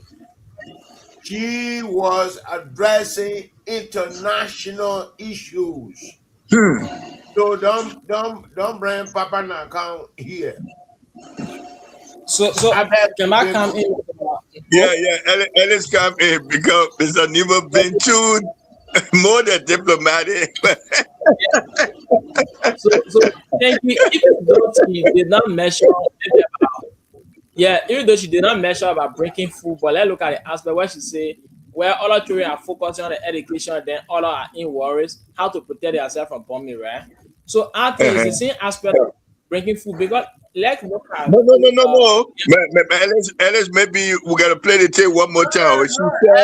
She said the truck. They must bring truck to Gaza. Maybe you never know the meaning of Gaza. Gaza, when they play the war went through, people don't have water to drink and food to eat. So she said, as we're talking about peace, food need to be brought into this area. People need to do the humanitarian work. That's part of her recommendation. Yeah, well, one of the recommendations she put down. And that is why who being brought to Liberia now. We are talking no, about I'm not discussing about Liberia. Also on talking about the international scene where she's talking about, because she compares two things. I was just trying to say. Okay. Because if we follow the Sudan war, like we read other people using gold fishing as food. So that's the thing about Gaza. Like if I read the last time on internet, there were food truck going to that part of the area and were attacked by rebels. You got the idea now. They were stopping So food from going there. Okay. There was stopping food from going there. So I what think our recommendation is not gonna become. Okay, let me give you one information. They have found all the Ellis. They have found all of the remaining bodies that the Israelites were government was demanding. They have everything now. So the only thing that they were discussing about the Palestinian right, that was the issue of the Security Council today on the Palestinian peace with Israel. Some of the food, all of these things were probably being how we can end this conflict, because the main issue, they wanted all of the people who the what's the Hamas had in hostage. They demanded that they wanted everything. Those who the dead bodies, they got everybody right now. So the only thing remain now, permanent peace, how to restore permanent peace and dignity to the Palestinians. That's where the Security Council meeting today, and that's where our foreign minister eloquently will present recommending how we can resolve it.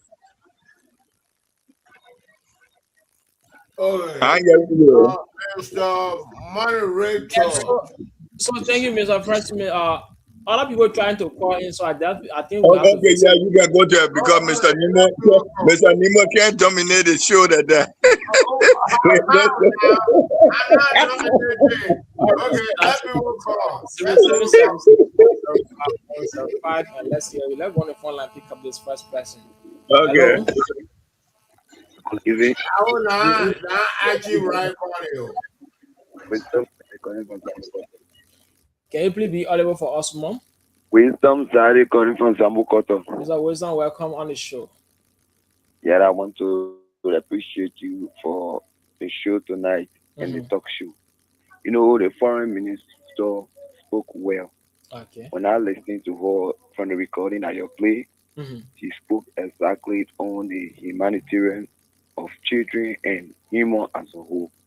I remember during the war in Liberia, just imagine there was no food, everything was on the scarcity, and we even used to eat green pepper, looking for pepper all around just to get some food for that day.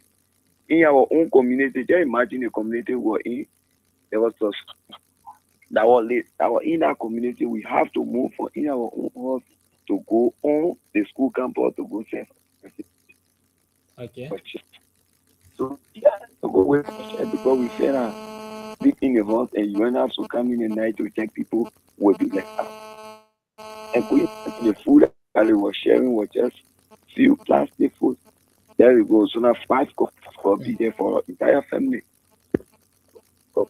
So when you experience war before, you will not know what actually the people of Gaza is going through. Because every day I come is a worry. Every day I come, you go into stress. To actually know, to actually know you're fighting for your life, you're fighting for the children, you're fighting for food. So speaking that the people should provide food and some humanitarian assistance to Gaza citizens, she's in the right direction. And what the saying is there is that for we, the other country, they are just spectators because we don't have anything at all. I don't care how we go, we may our plea. This country that have a power will go and feed to it, and there will be nothing. Actually, do just imagine you got 100 and some most countries in the world that are part of UN. Then 5 we just go and get certain power. We just go all of these countries when the spirit will go, it will not happen, and for you it will not happen. So these are some of the things that actually suffer. We only go there, we talk, and these people who have the power will only listen when they accept. They take it. When they don't accept, they leave it out. Why you see too much of noise in you? They will just talk. Instead of diplomatic, they will just talk and nothing will come from out of it. And these people will see the organization. Thank you very much. We are following the show. Thank you so much for the program here. 07060505881425. Let's hear you tonight. Ellis, you were just talking about the veto power. There are certain countries at the United Nations use the veto power. That's why he said we can just talk, but if our prominent member will use the veto power. So in this case, we don't know how it will work, but we're praying that all will go for the betterment of the children that our foreign minister, were able to passionately bring to them the children play. So we hope that they listen to her. She was very diplomatic and motherly and everything when she was speaking. I mean, I was not in that room, but I can tell you, Ellis, I was privileged to be at the United Nations, and I sat in the General Assembly. I was a guest of the Bureau Ambassador, and I put my headphone and I started dreaming, this is the place I want to be. I know Mr. Nemo will allow me to be there, but this is my dream, Mr. Nemo. I will not allow you to be there. I will not allow you to be there. Because I know when it comes to Africa issue, I feel that you are conflicted. So I will not allow you to be at the United Nations. I admire the deliverance by the foreign minister. I mean, she was marvelous. And some of you, the God-fearing people, the Christian, when it comes to two-state position, you're the Christian. You don't want that. You want Israel to be everything. And you are one of those. Who you? You, veteran Smith, you are one of those who do not want to position. We're starting the crossfire too early, Oh, Mr. yeah. Nemo. We can keep it to the end of the show. We gotta start it right away. We gotta start it right away. And thank God you don't have your helper no call or Archie Smith. You don't get any helper. So that you Pastor George Nubo tonight. Thank you. Tonight, in the crossfire. Yes. Okay, that would be a good show when I thank her. So, Alex. I mean, if Alex allow us now. Yeah, you play that tape, but also you play that tape where our foreign minister eloquently spoke, and you saw the photo have thousands of words. You saw Louis Brown, Ambassador Louis Brown behind her. How you view that? How you view that photo? No. It's tasteless. What are you seeing, Mr. Nimbo? Behind the foreign minister is tasteless. Why? I did not expect that Joe Boaka was going to make Louis Brown ambassador to the United Nations. Louis Brown is in the how do you call it? TRC. No. Don't bring that. And the reason why we don't have evidence to prove, so you can't bring it down right now. Mr. Nemo, you have to be diplomatic tonight, and you can't bring something that you can't prove tonight. I'm telling you what I feel. I'm telling you what I know. But as moderator, if you can't bring evidence, I can't accept it because thousands of people viewing us. No, not right now. Not right now. Not right now. Not right now. Oh, no, the rule is that I have to protect the image and credibility of our platform. I got to protect that Louis Brown isn't here. And the meanwhile, you haven't provided evidence. You haven't provided evidence for me to agree with you. I beg to differ.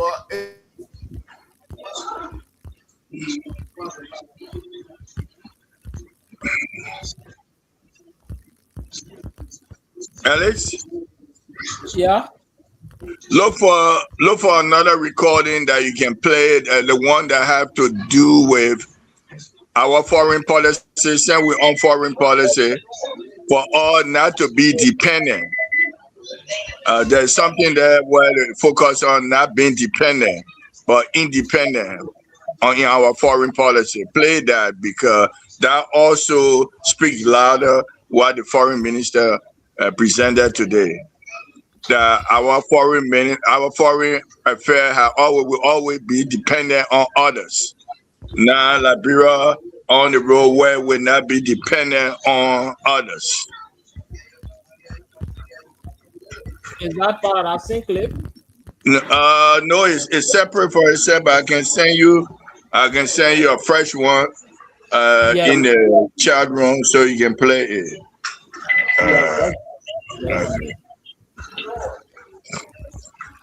So while you're doing that, you can play a good foreign a music that bring international flavor. Since we're talking about foreign diplomacy, anything you can find that can bring peace music. Okay.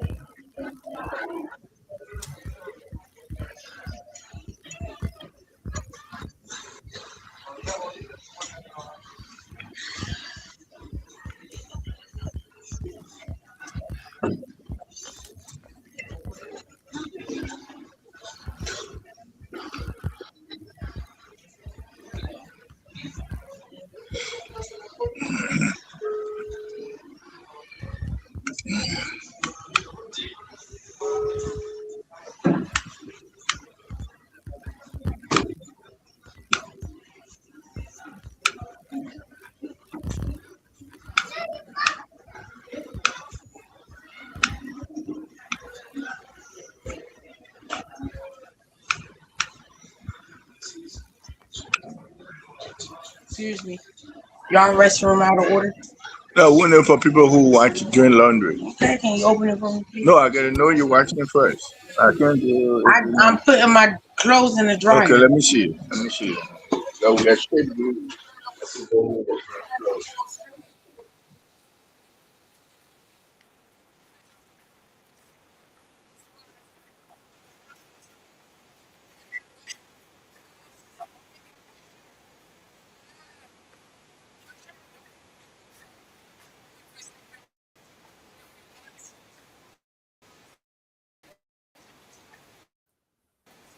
H, what's going on? Hello?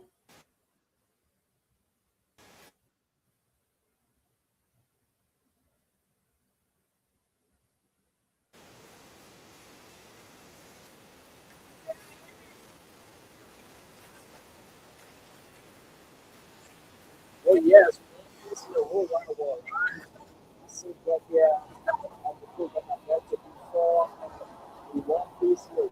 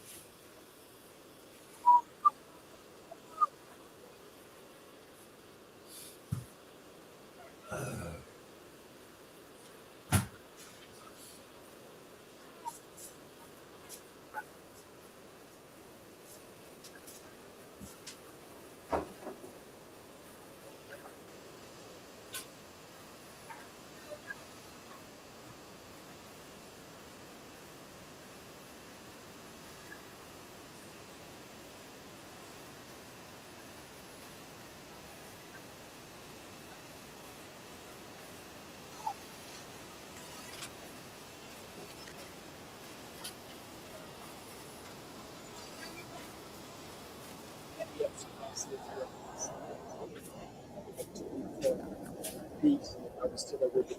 That's what we can hear from you. Here with one of the people. I'm putting of course 10776 105 105 881 3504. You listen to the foreign members are speaking here in our happening to analysis. Let's hear from you tonight. What you have to say about that.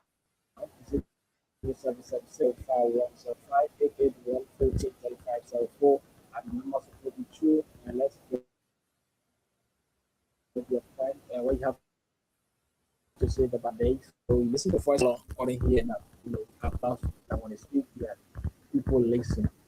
So we need a simple power. You listen to the minister speaking here, and the panelists also giving their own analysis on her speech that she spoke well, and what all she said in the field of. So let's hear from you too. You've been following the show from the start since 10 o'clock, 9 up to 11 now. Yes, you've been following the show. Let's hear from you what you have to say to tonight.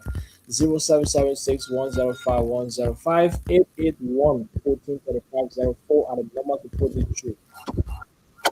Yeah, the course, let's hear you. Let's see if we can get that message. We want peace again, right? We want peace. Oh wow, well, not just Liberia, but we also need peace.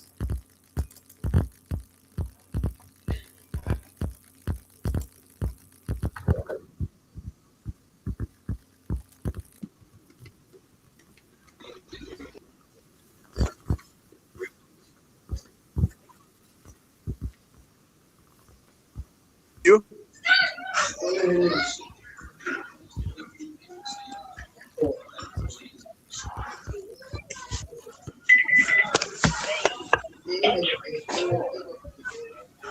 So I send you.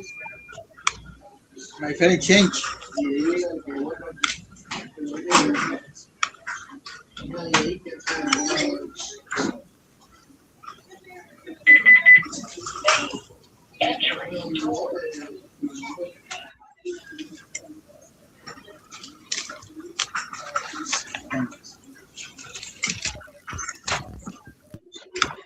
All right, so let me see if I can get a clip quick. Change.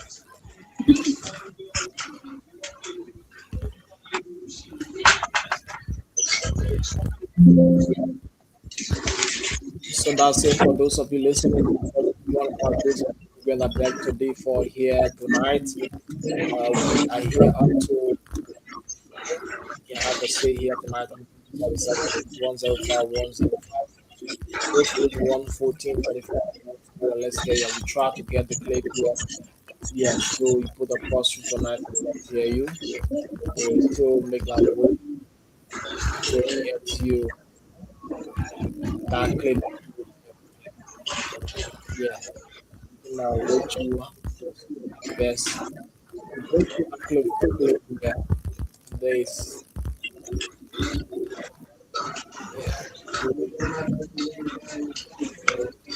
We can go to that video. All right.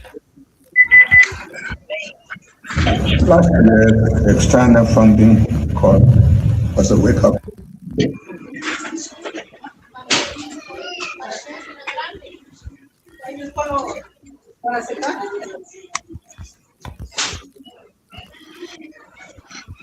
Last year's external funding call was a wake up call. It exposed how vulnerable we become in the race to our security when we rely too much on external support.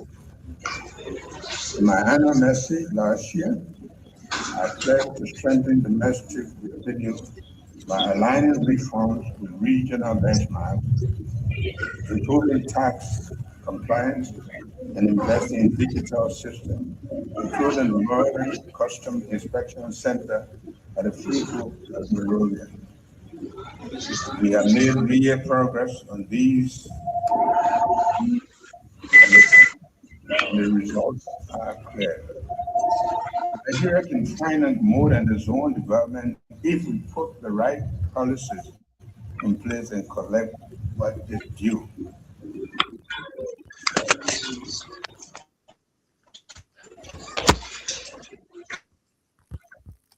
All right, so let me see if I can play it by again.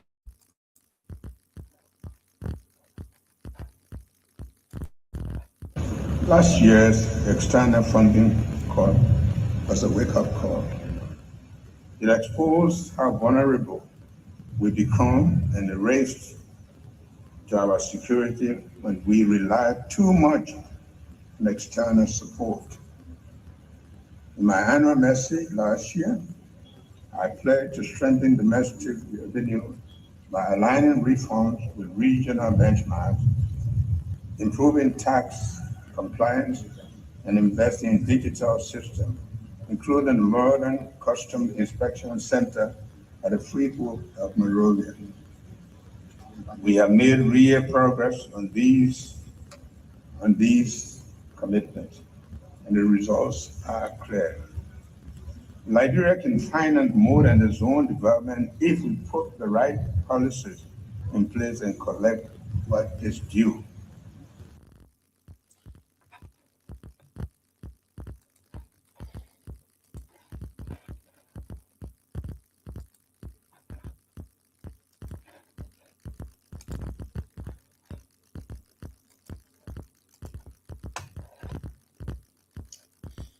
Okay.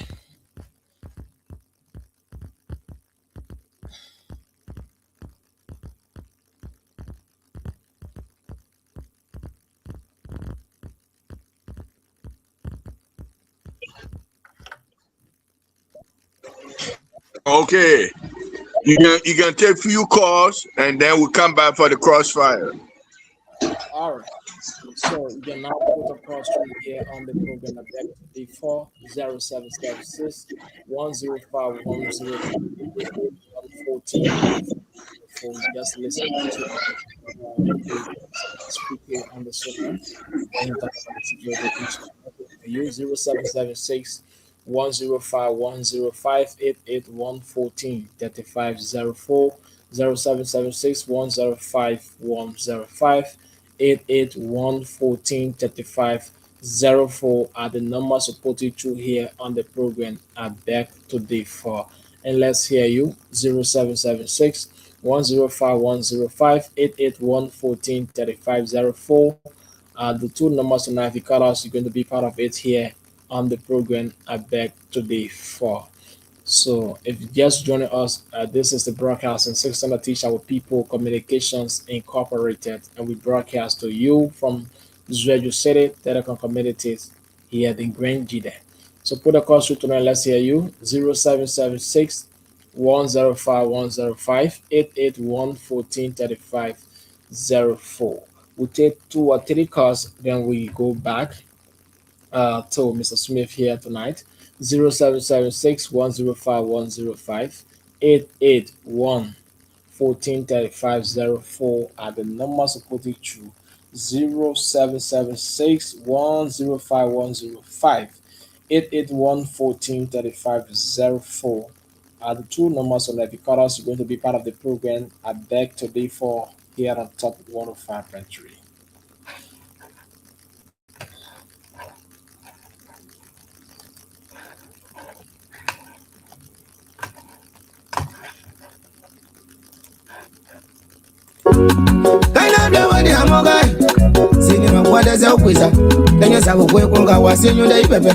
Yeah, let's hear it tonight 0776 105 105 881 3504.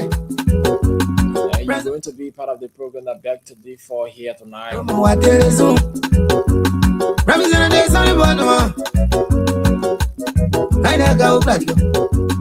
Money fanatico fa representative speaker of the house like yo happen polio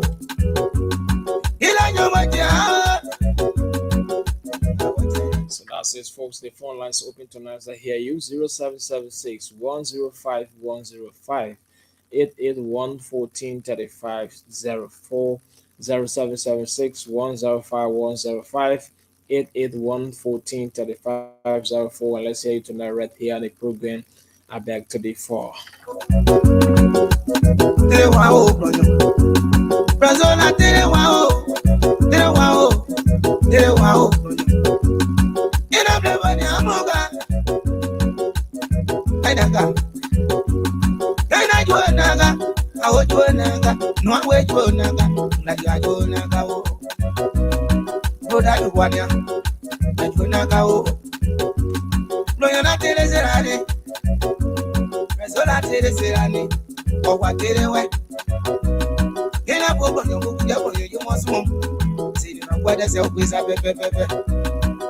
Money will blow man this. Let's hear it tonight, folks. 0776 105 105 881 1435 0776 105 105 881 1435 and you will be part of the program. I beg to be for here top 105.3. The opportunity is now yours. Let's hear you. 0776 105 105 881 1435 and you're going to join us right here on top 105.3. I know so I know that se bole mo se akwan mo mo se minister den ye no na tere wa o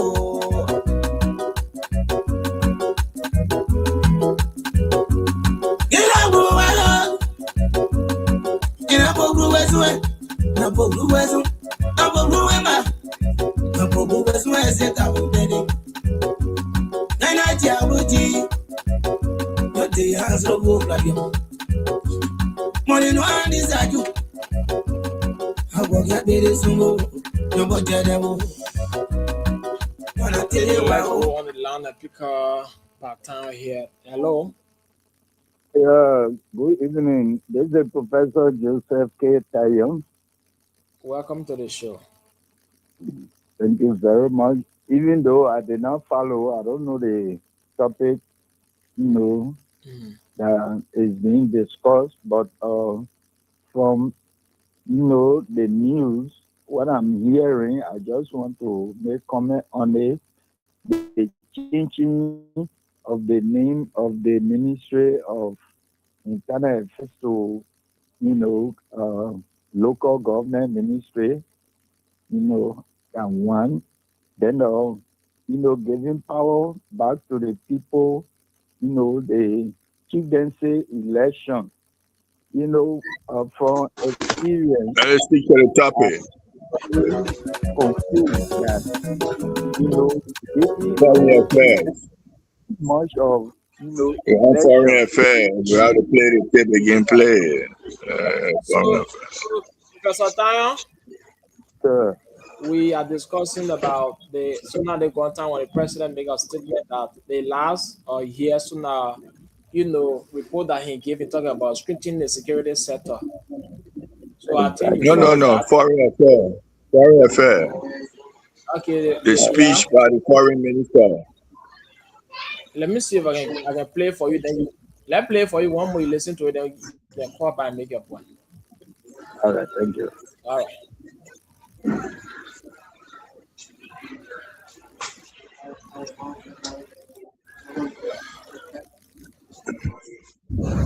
Yes, standard funding. Just joining, we would like to play the play and then see.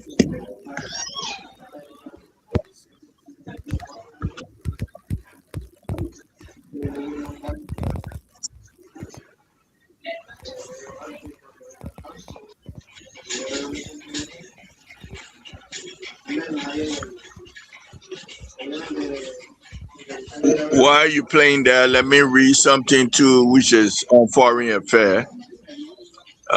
Spain will grant legal status up to 800,000 unauthorized immigrants.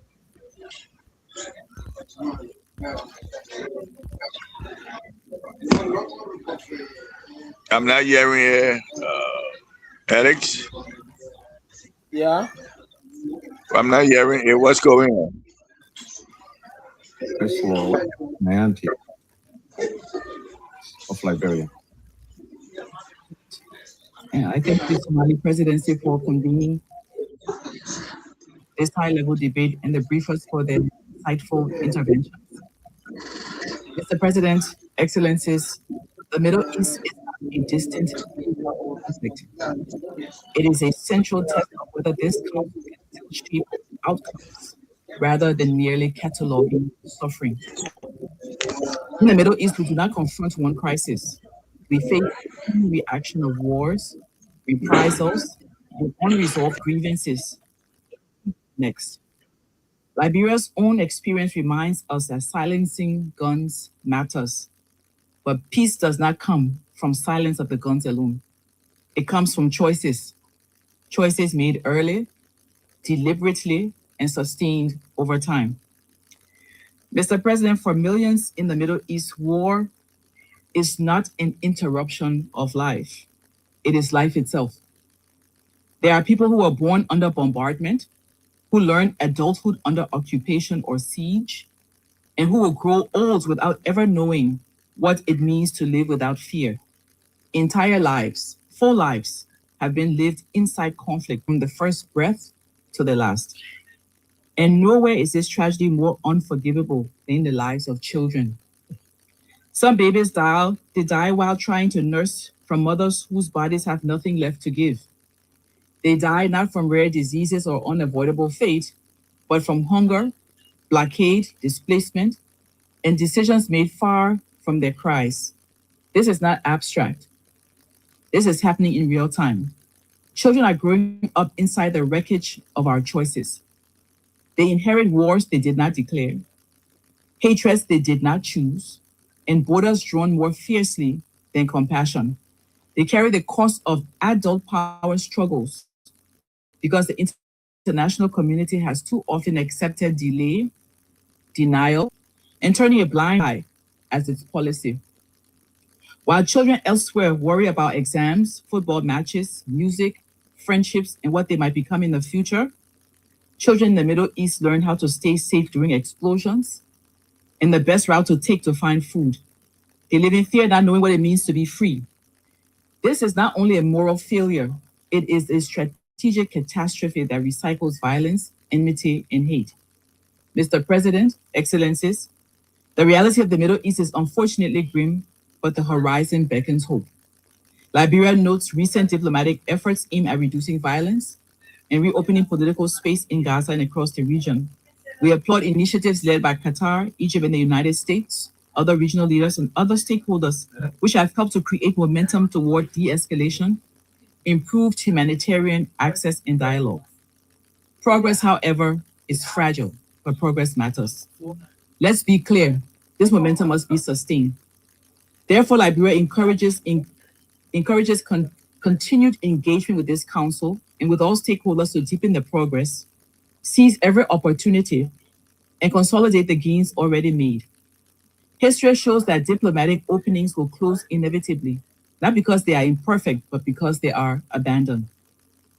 Mr. President, no conflict has more broadly defined the region than the one between Israel and Palestine. Liberia is concerned by this protracted conflict. We reiterate the urgent need for immediate and sustained de-escalation and for expanding humanitarian access that is predictable and safe. Liberia continues to support a negotiated two-state solution consistent with relevant Security Council resolutions. Security that lacks political legitimacy cannot endure. Crisis management, however necessary, cannot substitute for a genuine peace process. Mr. President, Excellencies, force can dominate a moment, but only justice can shape a future. If force worked, we would not be here having this debate.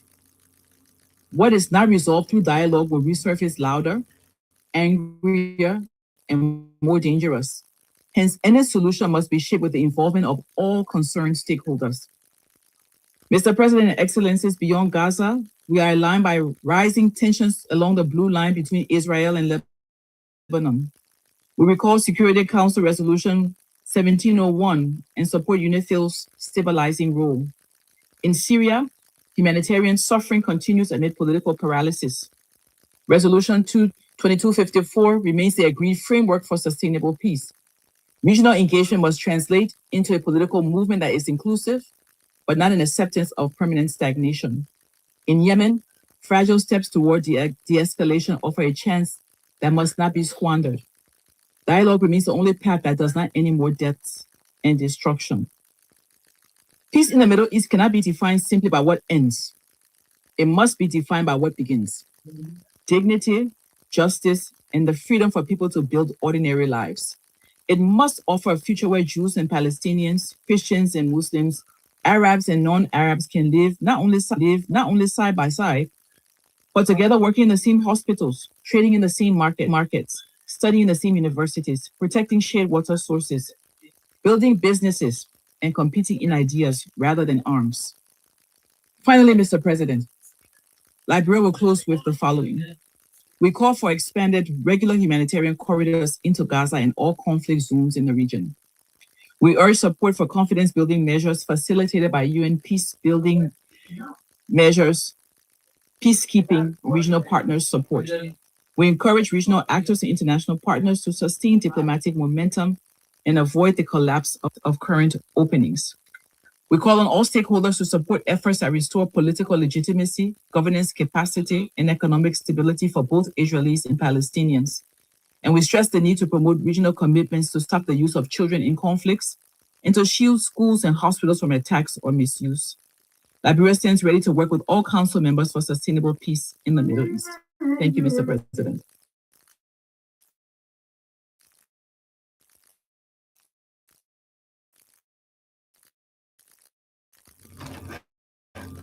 All right. Yeah. Yeah. So you can now call us and let's hear from you. Let's hear from you here on Top 105.3 on the program that back to D4.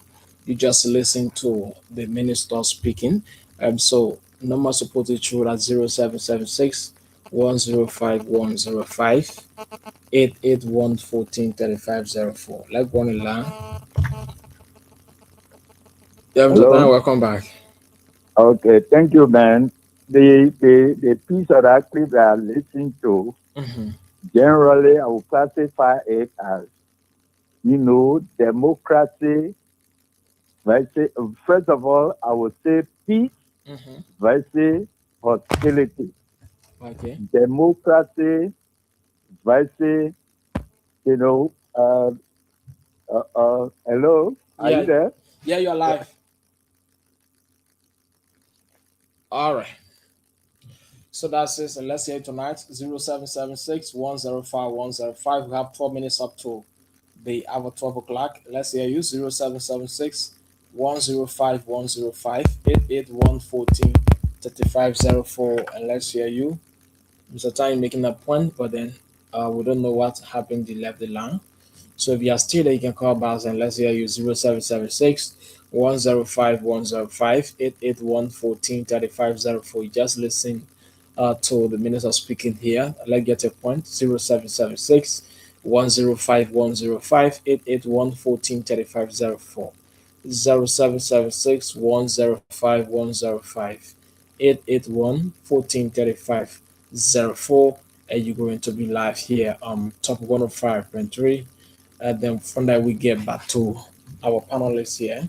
So numbers to call us are 0776 105 105 881 14 35 04 are the numbers to put you through here. And you will be live on the program. I beg to be for here tonight. Yeah, I beg to be for is a program you are listening to right now. So to be part of it, just call up on 0776 105 105 881 14 3504 are the numbers, and let's hear it tonight. So quickly, as we're with your calls, we take our theme song here. Yeah.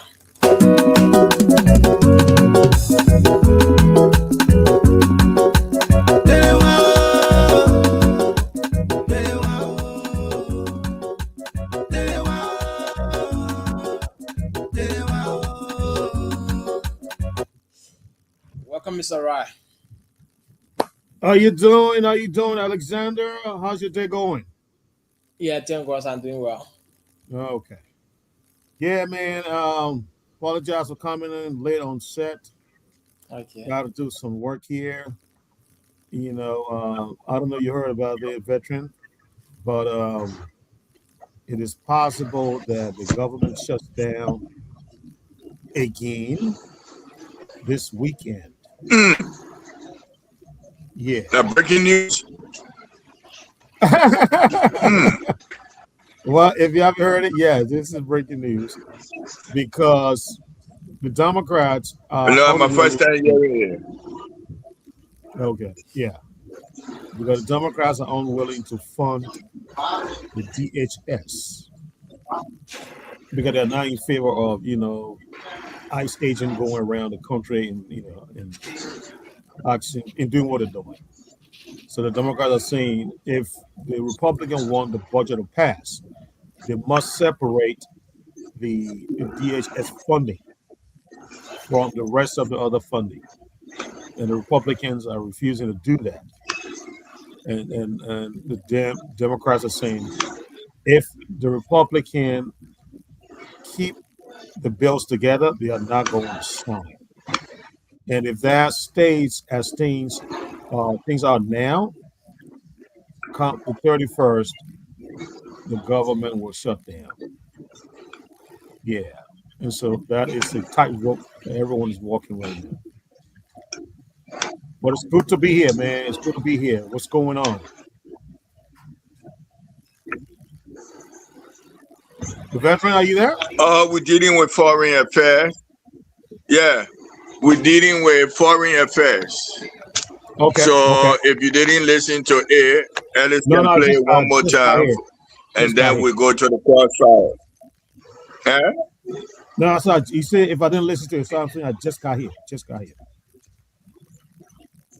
Okay, so Ellis, can you play it one more time? Yeah. I'll now give the floor to Her Excellency, Sarah Bachelow Nandi, Minister of Foreign Affairs of Liberia. Thank you, Mr. President. And I thank the Somali presidency for convening this high-level debate and the briefers for their insightful interventions. Mr. President, Excellencies, the Middle East is not a distant theater of conflict. It is a central test of whether this council can still shape outcomes rather than merely cataloging suffering. In the Middle East, we do not confront one crisis. We face a chain reaction of wars, and unresolved grievances, each feeding the next. Liberia's own experience reminds us that silencing guns matters, but peace does not come from silence of the guns alone. It comes from choices made early, deliberately, and sustained over time. Mr. President, for millions in the Middle East, war is not an interruption of life. It is life itself. There are people who are born under bombardment, who learn adulthood under occupation or siege, and who will grow old without ever knowing what it means to live without fear. Entire lives, full lives, have been lived inside conflict from the first breath to the last. In no way is this tragedy more unforgivable than the lives of children. Some babies die, they die while trying to nurse others whose bodies have nothing left to give. They die not from rare diseases or unavoidable fate, but from hunger, aid, displacement, and decisions far from their cries. This is not abstract. This is happening in real time. Children are growing up inside the wreckage of our choices. They inherit wars they did not declare, hatreds they did not choose, and daughters drawn more fiercely than compassion. They carry the cost of adult power struggles because the international community has too often accepted delay, denial, and turning a blind eye at policy. While children elsewhere worry about exams, football matches, music, friendships, and what they might become in the future, children in the Middle East learn how to stay safe during explosions and the best route to take to find food. They live in fear, not knowing what it means to be free. This is not only a moral failure, it is a strategic catastrophe that recycles violence, enmity, and hate. Mr. President, Excellencies, the reality of the Middle East is unfortunately grim, but the horizon beckons hope. Liberia notes recent diplomatic efforts in reducing violence and reopening political space in Gaza and across the region. We applaud initiatives led by Qatar, Egypt, and the United States, other regional leaders, and other stakeholders, which have helped to create momentum toward de-escalation, improved humanitarian access to dialogue. Progress, however, is fragile, but progress matters. Let's be clear, this momentum must be sustained. Therefore, Liberia encourages continued engagement with this council and with all stakeholders to deepen the progress, seize every opportunity, and consolidate the gains already made. History shows that diplomatic openings will close inevitably, not because they are imperfect, but because they are abandoned. Mr. President, no conflict has more broadly defined the region than the one between Israel and Palestine. Liberia is concerned by this protracted conflict. We reiterate the urgent need for immediate and sustained de-escalation and for expanding humanitarian access that is predictable and safe. Liberia continues to support a negotiated two-state solution consistent with relevant Security Council resolutions. Security that lacks political legitimacy cannot endure. Crisis management, however necessary, cannot substitute for a genuine peace process. Fred's not even here. He's gone. He's But playing only that. will not be here having this debate. What are we listening to, Fred? Not resolved through dialogue, louder, What are we listening angrier, to? and more dangerous. This solution must be shaped with the involvement of all I don't get it. concerned stakeholders. Mr. President and Excellencies, beyond Gaza, we are aligned by rising tensions along the blue line between Israel and Lebanon. We recall Security Council Resolution 1701 and support UNIFIL's stabilizing role. In Syria, humanitarian suffering continues amid political paralysis. Fred, what are we listening to? Resolution 2254 remains the agreed framework for sustainable peace.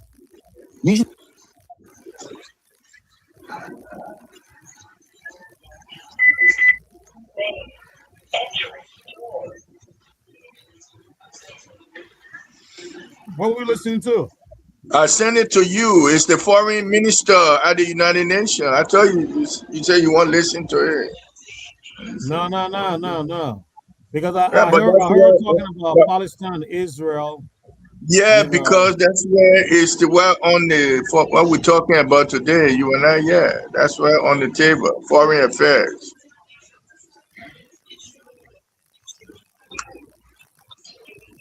That's what we've been talking about. All right. I mean, I heard enough. What is it? What is it about? Okay, no, but that's what I mean. You said you already know that you should have known. It's Yeah, I at mean, the I can United see- Nations, I can United see your Nations position Security on that, Council. because- Yeah, here's the thing. First of all, I want to know. It seems like because the only time you have the Minister of State, Yeah. or someone higher than your representative, to show Yeah. up at the UN body to Yeah. make this presentation, it means Yeah. something grave has happened. Yeah, there was an issue on the Palestine. That's what they were talking about at the Security Council When did it happen, though? today. Okay, today. So we're talking about because. Okay, but how? I mean, I don't get it though. I don't get it. Seriously. You came late to school. Okay, and I don't want to. That's the way you guys say it, right? They say you don't raise a sing choir song, or that something like that.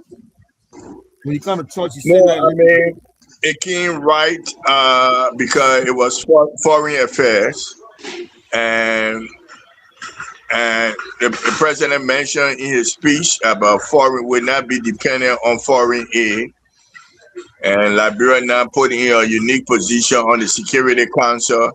So chaired this month by Somalia, and the issue today, the Palestine. So Liberia had to give its position, and that's the position recommending. And so this is foreign affairs. So these are some of the international Palestinian state who? Yeah, I mean not only the state who, but what's going on right now with Palestine and Israel. So how do you come up with peace? You got to recommend ceasefire, full humanitarian gesture, all that you recommended in your speech. Yeah, because I think what we know is that President Trump has made his decision clear. As a matter of fact, they are floating, their plan for Gaza. They want to turn it into a beautiful oasis, skyscrapers. They were making a presentation sometime, I think it was 2 or 3 days ago. Oh, okay. Yeah, they were making a presentation showing, the low board they had, and you see all the skyscrapers, and he is impressed with Hamas's adherence to the peace plan, but you want Hamas to disarm. I don't know how possible is that. But that's why I was surprised to see, Minister Yanti on the floor. Because the United States is having their own debate on the Palestine, and saying Liberia play a crucial role in the non-permanency in the Security Council. So the only thing you would have said different, maybe who is the boss? She's the boss of Louis Brown. So that's the only difference that I see. But she can represent Liberia there, or if she bases, she can send Louis Brown to speak. That's the only thing I see difference. So Louis Brown right behind her as she was speaking. Yeah. I mean, and now I was surprised because I'm seeing her and Louis is there watching. Yeah. And we know the protocol. The protocol is when the boss or the representative of the UN shows up, it means it's a serious business. Yeah. Very yeah. serious business. Thank you very much. Thank you very much. Yeah. And so I was shocked. But then when I heard the Palestine thing, I said, well, maybe this thing is yeah. They've been thinking for like 2-3 weeks ago. But I'm surprised it happened today. And the Security Council just decided to come up with their own, maybe working on their own position too. Just like you said, America did is. The Security Council need to do that. Okay. I see. Okay. Wow. Okay. And my thing is, here's my thing, right? Maybe I'm pushing it too far. There's so much to do domestically, right? I mean, the store now was just presented, and you want to have your number one cabinet officials on the ground convincing the public. Yeah. Convincing but you missed another recording. To them. You missed one recording. He played one recording, but you are not here to listen to it about what's his name, man? The public white, not public white, water and sewer. What Ali? Mo Ali? Yeah, he went on OK Show. He has the recording. If you play it, maybe you will have something to talk about that. I mean, we played it earlier. So he can play it one more time for you. I mean, it was just what we discussed yesterday. They need to find an agency where all the information can be verified and people can go to it. Right now, you can say something, the other person will disagree, and we'll come back to the same thing. How do we find the facts? My man. We can. I will tell you, veteran. Yeah. I know that somebody either from this show or somebody was listening yesterday to us when we were speaking. And it went to OK right away to try to you know what I mean? Because I listened to Gafwan today, and everything we said about Gafwan was saying, talking about labor ministry and ledges, compiling data. And he probably don't even know some of the things that he was talking about. All respect to Gafwan, don't know him like that, but no, not Gafwan. That Mo Ali. Mo Ali were on OK. Yeah, no, not Gafwan. I watched Gafwan today on one of these networks. Oh, work, yeah. I heard him talking, and by the same time we were saying, making the case that if you want to tell us that you create a job or jobs. Don't come and talk about it. Publish the data. Let's go through the data. Let's verify the data on our own. And let's come to the conclusion that, yes, you have actually created 70,000 jobs. And yes, this has created a meaningful impact. It has moved, the economy in the right direction. Employment. It has affected employment in a positive way. But you come and tell me, and the people asking him, he's saying, in fact, we didn't even capture some of the data. Imagine 2,000 workers across 15 counties. Okay, Gafan, we don't even hear that. Don't talk to me about it. Show me where to go find the data. That's what I want. Show me. Look, at least he referenced 12, but at least, that's 12. That's what 12 said. 12 knows, that they couldn't capture any data, about employment. And so he came out right away. He said, look, man, I'm going to tell you right now as it is. We don't have the capacity, and a lot of our institutions here don't know how to capture these data. They don't know it.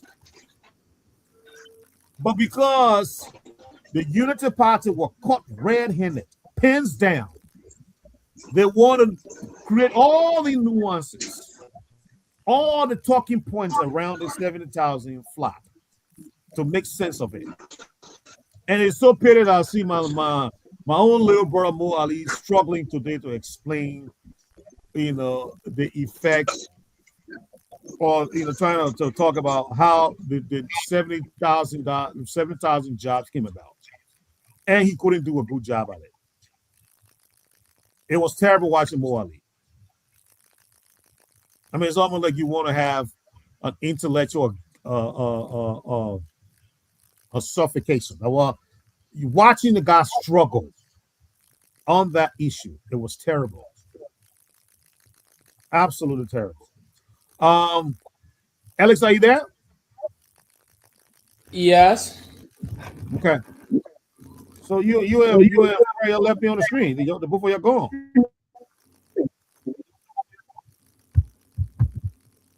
All by myself. Are you fair? We gotta keep late. No, yo. Okay, that's good. That's good. So, Francis, y'all played the Ali tip today. The more Ali tip, struggling how to justify the 70,000 jobs. Yeah, we play. Let me see if I can get it for the second time. Nah, don't waste your time, man. I don't need that. More Ali can explain nothing. Mo Ali can explain nothing. Mo Ali's that's not Mo Ali's voice. That's a problem, Fred. Alex. That's the problem with a lot of the Liberian government officials. He forgot that the government has a spokesperson. Mo Ali. He is not government spokesperson. Okay.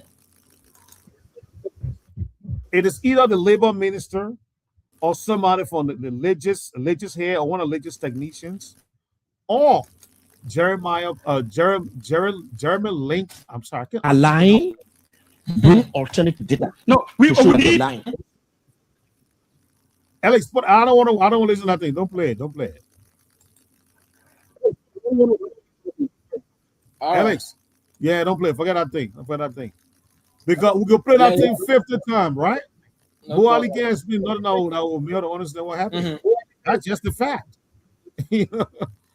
Ask Mo Ali to explain about his own water in sewer. He will struggle. And you asking Mo Ali to kind of explain about the entire economy. That's just waste your time. Complete waste of your time. Ask Mo Ali to explain about water and sewer. He will struggle to do it. Then you give him the responsibility to step forward and explain the overall economy. That is just a Herculean task that Mo Ali cannot handle. He cannot handle it. Yeah. And so I listened to what's the name? The finance minister trying to also talk about it as well. He is saying that about 2,000 people employed got hired across the various counties. Okay. But break this down to us. Just by you saying 2,000 people got hired doesn't make no sense. It don't explain nothing. I can come on and say 5,000 people are hired today. What does that mean? What does it say? It doesn't explain anything. and a finance minister or planning and finance minister. They're not just finance minister, but he's planning and finance minister. Okay, these are two pivotal positions that really affects the economy up and down the ladder. And the people gave him a chance today to explain about the 70,000 jobs. And he was saying, oh, if you go around the county, you get 2,000 people employed here. And when you see it, in fact, we even left some of the jobs out. You know, we left some of the jobs out. Nonsense. But, you know. And another thing I heard about Godfather, I don't want to say, but we'll say when the time comes. Yeah, but Godfather was only put down there because, to be a buffer. He can affect nothing. Nothing. He will not affect. You keep Godfather down for the next 10 years. He will not affect nothing. Nothing Godfather would affect. And back to that video, the veteran Fred. Again, the government is all over the place. It's all over the place. There's nothing that she did today that Louis Brown could not do. Cleveland. There's nothing she did today that Louis Brown could not do at the UN. But they are the same. This woman is supposed to be in Monrovia explaining because she provided that information about what her ministry did with other partners, with other agencies. She's supposed to be on the various dailies explaining. Yeah, but Mr. Right. He's there, so we're in crossfire and you just come in.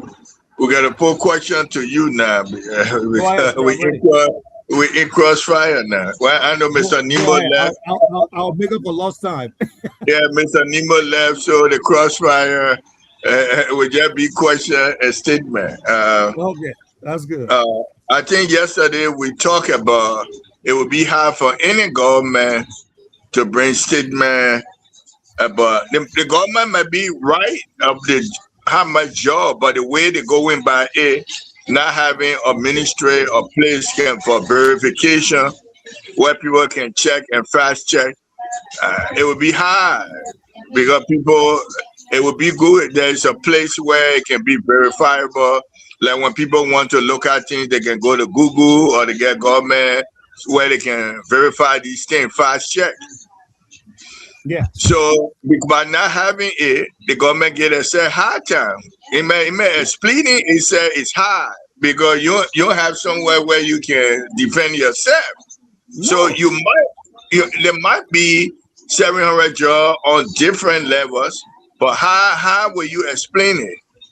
You have to produce the data, and we don't have a ministry.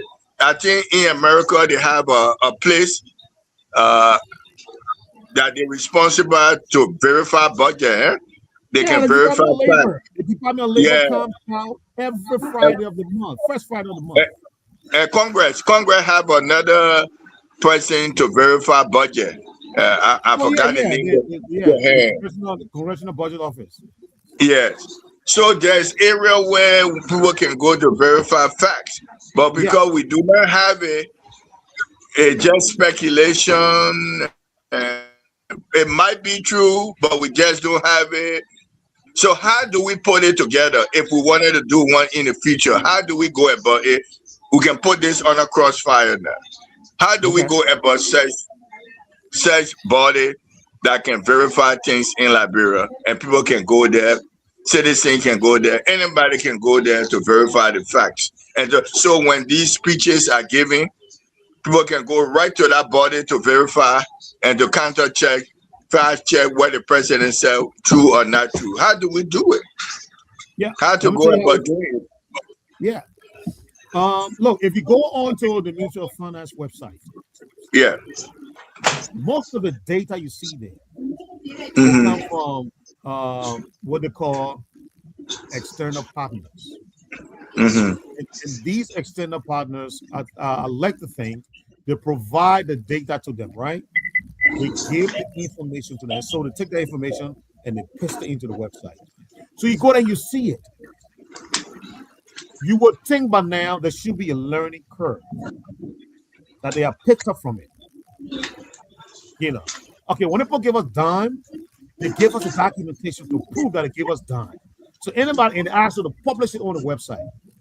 So that somebody go on the finance ministry website and to see all the files in the folder, they can look it up and they will see exactly the type of information they're looking for. Mr. Smith, these things are not hard. You can do a simple spreadsheet. Simple spreadsheet of creating data.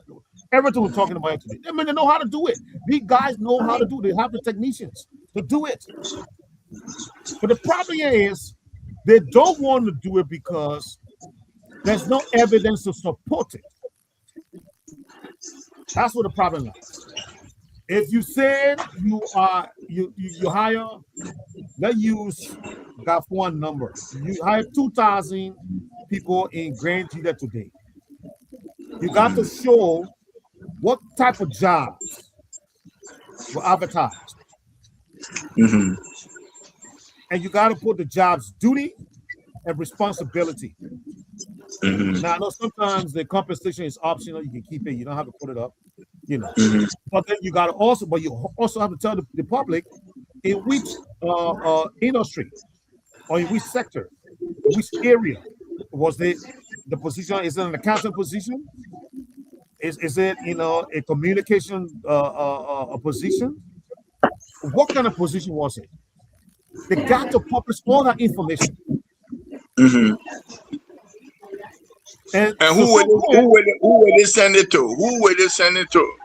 Because we have to create that agency or that verification body that they can take that as a where everybody, citizen, want to verify facts.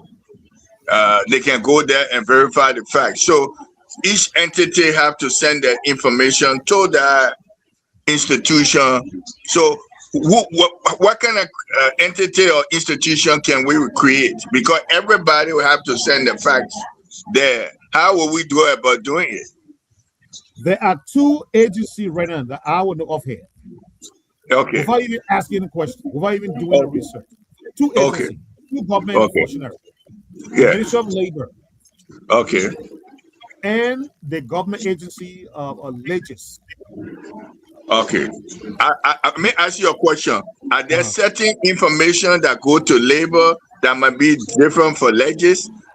But we're talking of play where everybody will carry information. Because Mr. Nemo was here, he said he was talking about Legis development. Now, other things we're talking about might not fall under development. So where those information will go to? No, Legis is in Legis. I think if I learn the thing, Legis is informational. Legis is data driven. Okay. Legis is data driven. So they collect all this information and then they store it. They get it from local, like you said, in other government functionaries. I'm sorry, other government functionaries, but they also get data from foreign partners. But they compile all that data, they clean it up, and then they publish it or they store it. So that's the work of Legis. That's the whole responsibility of Legis. That's all they have to do. Yes, that's what Legis has to do. That's Legis's work. And then the labor ministry also has to do similar work. But labor will have to go in more detail than what I was talking about. Labor ministry strictly for jobs. Now, no other data, just jobs. Am I right? Strictly jobs. Okay. Employment. So, do we need to create a tier institution that would do combination of everything, Legis, labor, and everything? No, I don't think so. It'll be complete duplication. You're creating too much. Okay. Yeah. You have three people doing the same thing, or perhaps two people doing the same thing, another one. So labor can get the information to Legis, and Legis will be that body to do everything comprehensive of the nation. Yes. And labor is even more. Labor is the government organization even more charged with this information because, for example, if I open a company today and I hire somebody, guess what? Labor has to know that. Labor has to know that because I am supposed to forward that information to labor. And labor is supposed to compile it. And then LRA also comes in because now LRA is the tax. Wait. LRA will be separate data so that we looking up to that. Oh, yeah, because LRA is the tax for the black collecting money. LRA will tell you say how much money to collect that from payroll tax or from non-payroll tax or all that other stuff. Yes. So how about telecommunication? That's another area too. No. All of that people, I'm saying people who get the user data. Okay. The user data meaning you employ an employee today. You got that is the user. The employee is the user. So his data goes to LRA. Got to know because LRA want to know how many people you got employed. They got to collect the money, the taxes. Okay. Yes. The labor got to know how many people you got employed there and who are these people. Are they Liberians or non-Liberians? And if they're non-Liberians. So like the president was crossfire now. President in his speech, and he want to know, put it in his speech, want to know, I created 700 jobs. So will Legit have all that information available for the president to use if it's believed that it happened? Yeah, within Legit should know that. Within Legit should know that. But most importantly, the Ministry of Labor should know that. LRA should know that. Because these are people here's the question: involved in dealing why these two entities did not provide adequate information to the president? Because we don't believe in data keeping. We don't believe in data mining and data processing and data formulation. We don't believe in it. Because I would say as mean as a son, I got to say, because we want to be unaccountable. We don't want to be transparent. So it happened on all government, not only this government, all previous government is the same thing. We just hit on this government because the president came up with 700 something. But you could do the same thing with Joe Weir. You could do it Ellen Johnson Sally. You could do it with any other government in Liberia. Why is that happening to us? Yes, because again, they have not taken the time. They are not taking the time to value this information. Look, Mr. Smith, if you call me and say, my man, where is the tip for the lady? Where's the tip for the lady on the show? That's information, value right there. You saying, this is the value information we needed, and you keep asking for the time. So I got to produce that information, But nobody is asking the labor minister, nobody asking Legis, who's going to LRA, okay, all the taxes you collected, who are the people you collecting taxes from? Nothing's happening. So they don't value the mining of that information, of those data. That's what the problem is. If you and myself are working together and you're asking them, this guy, the Fred guy, the red technical guy, this is what, asking me all the time to produce the data. He's a technical kind of guy, And what happened eventually, because you keep pushing, you want to do that. And when we finally produce the data, it becomes the record. And gradually, it becomes our habit. It becomes our modus operandi. We do it without even thinking, because this is what we need to do going forward. But because across government, prior to Joseph Boyka, we have not valued these kind of data. Trust me, this will be probably a how to call this, man? This will be a sea change moment. Where going forward now in every government, they will be required to either give us quarterly job report or to give us yearly job report. Because people got to demand it. How many people you employed? They want to know. You got to go to the labor minister. Labor minister, how many people got employed in the country today? In what sector? And how much are they making? We don't want to know if wages are going up or wages are going down. We want to know that. And Mr. Wright, we will be having on our show the senator from Popolu, what his name? Connor? What his full name? The senator. Yeah. On the issue, he came up with a bill. No. I'm talking about the, how you call it, man? The people, he came up with a bill of people who you can't verify data on. How you call that group? They're in the job market, but you cannot verify. Yeah, those are the informal sector. Yeah, informal sector. That's the word I was looking for. How would we can't deal with the other aspect. How would deal with the informal sector job market?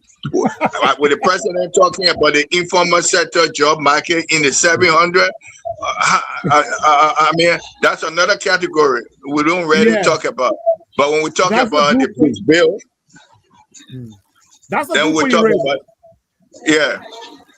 That's a good. But first of all, did you say Amar is coming here or what?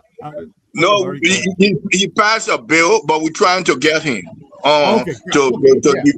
Satu did a next article either for or against what he's trying to do.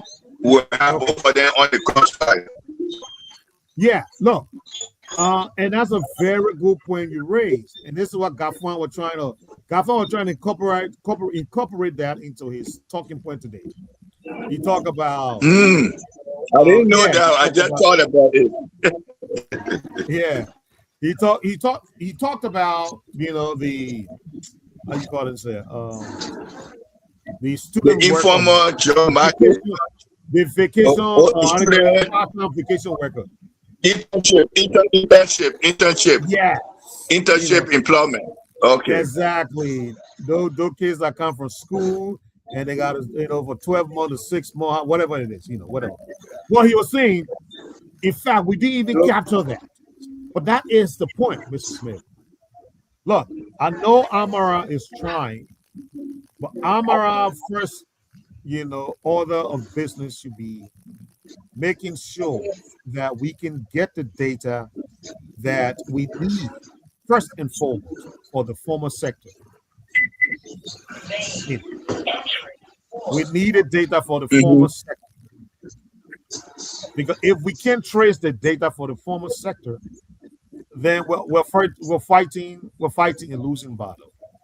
Because to lead the formal sector and go into the informal sector, the informal sector, it is what it is. It's informal. You can't even get no information on it unless you bring the informal into the formal. That's the only way you can be able to collect data. But that is the problem, and I will say this in defense of his bill, crossfire, his bill that he's trying to introduce, if it passed, would that help solve the problem? And without even knowing what the details of that bill is, the fact that you talk about informal sector, I would like to think that he's trying to bring the informal into the formal. And if that is the case, yes, it will solve the problem, but it will also create a much larger problem. And here's why. Because with the formal sector is smaller now, and yet we can't collect the data we need to collect on it. Imagine if that sector, the formal sector, below 3/4. What's going to happen? We're going to have even more data lagging, falling behind. And even though we're going to claim that victory of reducing the size of the informal sector and expanding the size of the formal sector, but we will not have the data to be able to verify that, to be able to show how much that data, the formal sector has grown. That's where the problem lies. And I would think if Amara bill is up there, it must be dealing with that first and foremost. We got to make sure that the formal sector, as small as it is, it has to be effective. It has to be vibrant. So when we bring people out of the informal sector, they can be easily absorbed and accounted for. So that's good. That's good. That will lead us right into Thursday show or Friday show when we talk about that. When Satu come on, I know he been he been sending his article critiquing and giving viable information, but he needs to come. I will try to see whether tomorrow or Friday, because we have to get him. We have to get him to talk about already that. We do have. I'm supposed to verify someone presence on the show on Friday, Doctor. Oh, okay. Who? Yes. So Mr. Nubo worked out, and he's an economist. I'm told. Okay. And he worked as one of Elaine's former minister, I think deputy assistant for budget. So, yeah, and it's going to be Dr. Gompu. There you go, Dr. Gompu. Dr. Gompu, I'm going to confirm tomorrow. His appearance on the show on Friday. So, I'm asking when is Satu coming? But that is our lineup right now. You know, to get Dr. Gompu is coming on Friday, and we're going to have a very good discussion. Alex, I'm going to send you Dr. Gompu's information, and I will send you some information tomorrow because we got to do the flyer the way we want it. The flyer can't just be SHEKU and myself and then the person picture. We got to put all the information there. You see all the information you on the ground here, buying on the pitch, on the bottom of the pitch. This information got to be on the flyer. We want this information on the flyer, especially the call numbers.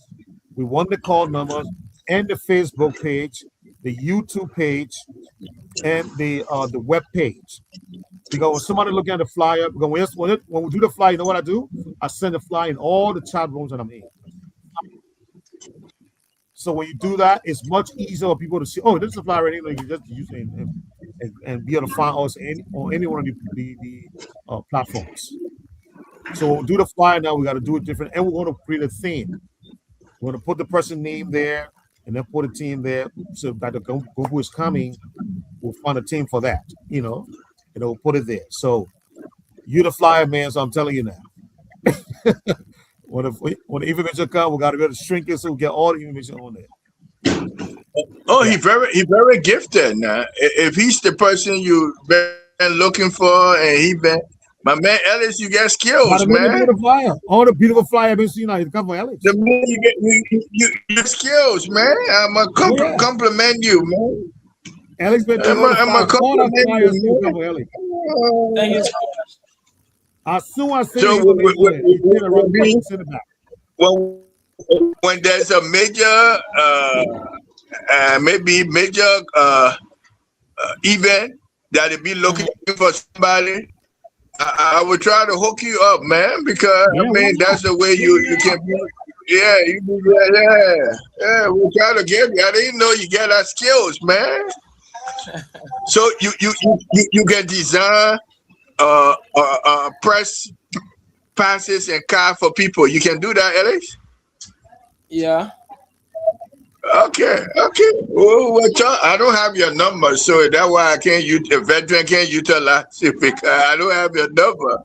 But one way I would get it from you, and then you know when it happens, I know who to call. All right. Okay, that's good to know, man. That's good to know that you have that skills. So the veteran, we're going to be having, by next week, we're going to have one vibrant young man coming up. He used to work, I don't know what he is. I got to ask SHEKU, but he used to work with the station too.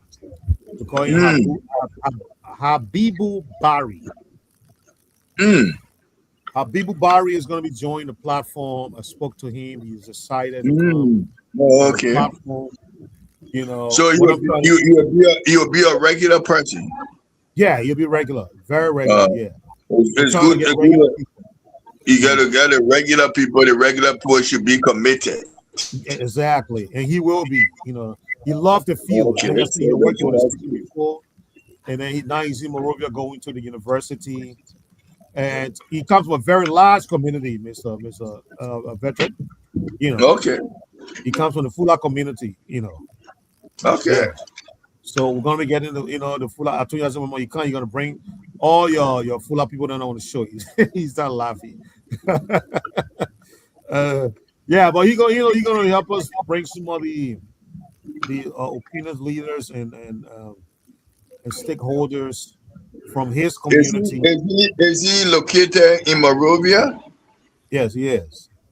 Okay, and that's where we need on the ground, and that's why I thought our people who attending LU will do that part for us and give us those type of insight with guests and other things. But I can find people who would do it, but I just automatically they were going to do that.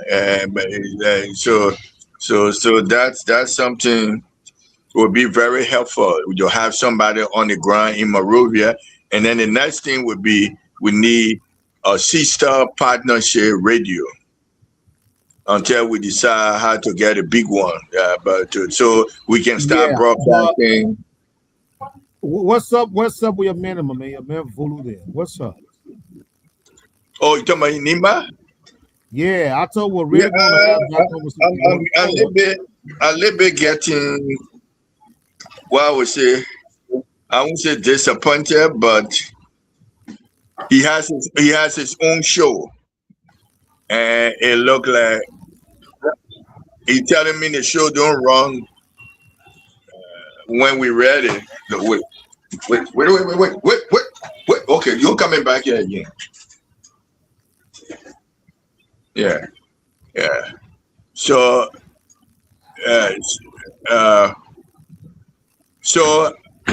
he has his show running up to 6 o'clock, but it don't interfere with our time. So I don't understand why he not coming. He said he understand. What about Menko? What about Menko? I haven't really engaged Menko. I don't want to go to his boss because he said he located in Nima County, although he wrote it for front page. GEDEH Observer. I didn't want to go that route, but I wanted to go the route where he's saying in Nima. But I didn't talk with him directly. I was using the other guy to reach to him. It could be that the other guy not doing it the way it should be done to reach to him, so I can say things against him. Yeah, but we'll try. No. I mean, it was a good thing. Maybe what I think we need to do, and I'll take a little bit of the hit here, because you're hanging on the line, and I couldn't stay on the line enough to talk to him. No, but I mean, for him, he said his phone, he bought a new phone, so I was excited because everybody you deal with, the problem is phone. So if I were in the phone business, I would just buy a phone and test these people whether the problem is phone or they're not committed to do the job. I would test. The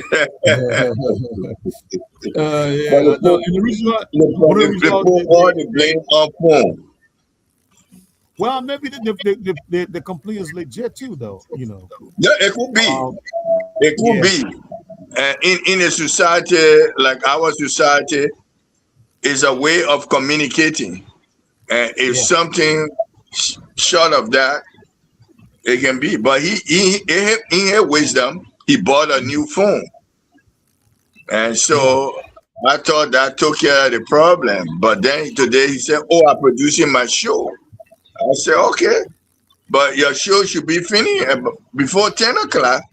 So he said, "Yeah, I will be finished before 10." So what the other excuse now? I mean, it's not interfering like in the day, 4 o'clock, 5 o'clock. It's 10 o'clock. We're talking about 10 midnight. So I don't know what excuse you would give again, but and what he said, exactly what he said to us, right? That the timing was right for Menko. So sometimes when this happen, you should read between the lines that either he can't do it and he won't tell us he can't do it. Yeah. I can Yeah. understand for 1 day, 2 days, but if it just every day, then it's something wrong. There's something wrong. But that's fine. Yeah. We'll get there. We'll get there. But the story is still important. Yeah, it is. It is. It still is. Absolutely is. I think, and I can't wait for Barry to come on because he's right there, and Barry will do us some of the good job. We got to make use of some of our people. We got the manager in Morovia. She got to be an asset to us. You know. Now you come point I was making. Yeah. I didn't want to give names. No. I understand what you're saying. You know. But we'll try that. I mean, I can understand people's schedule. She's there to go to school and what have you. But you know, but you call the manager. But how on can she have legitimate school? But Mr. Duncan, we see him all the time on our show in the morning.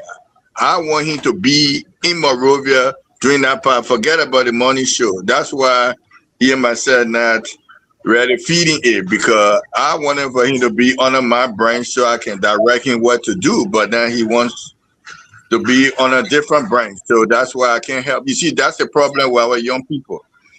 For us to be successful, we had to bring on those guys. Then when they feel we qualify before we get on the microphone holding it. To these days, they can just jump on the microphone and do it. That's the challenge for us now, Mr. Ryan. Before we get on the microphone, it will take time before you can do that. But when you get the person, all the girls then call, oh, the guy, we already on the air. That should be least of your work.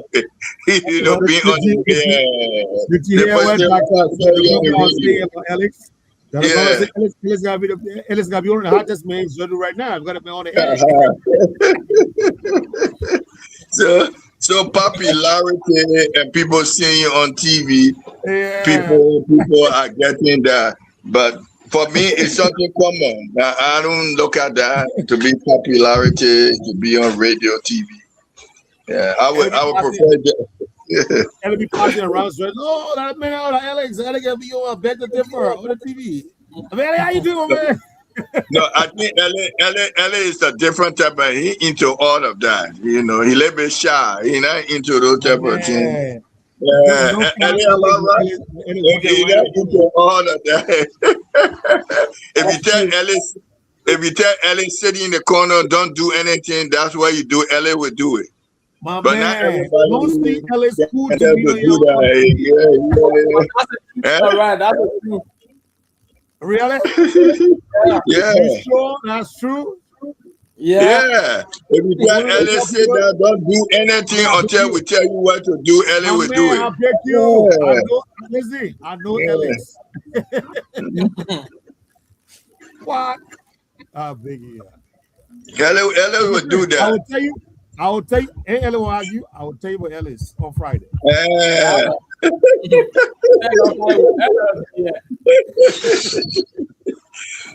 tell you about Ellis on Friday.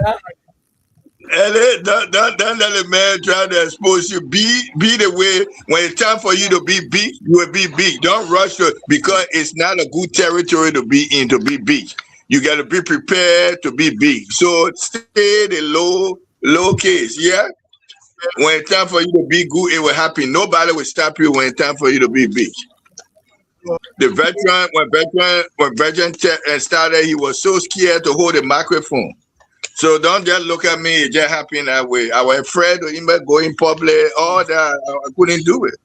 Until I started going, I went to England, then went into Bush House. And Hilton Fire interviewed me. So everything is a process that you go through. Cover the Olympics. All these type of things the veteran did it. So it ain't just happen. My popularity didn't just happen because I want to be on TV or radio. I went through process. So be the same way. Go through that process.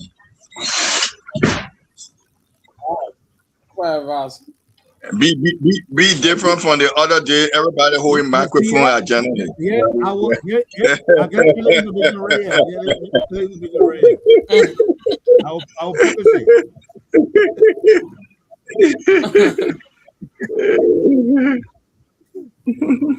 Don't see the man. I get cool that he's in all your You know, but let me tell you, Ellis own a profession, Mr. Right. Just like how you gave him a task to do, he would do it. He want to be. He like the role he play, and that's why he's the perfect person for that job. You know, he cool. He can work with us. When we tell him do things, he don't hesitate. He don't argue. That's the type of people who can learn fast. You know, you can work with. You know? Yeah. So Eddie, I'm defending you now. Don't let me down now. Mr. Rusty, all kind of things. I'm defending you now. I gotta listen to you talk. Don't let me down because Mr. Rusty, he get everything on you. I get nothing on you. But guess what?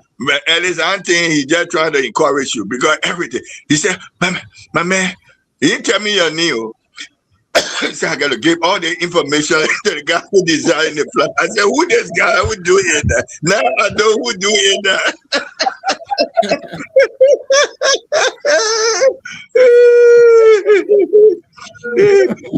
He said, the main one answer his phone. I said,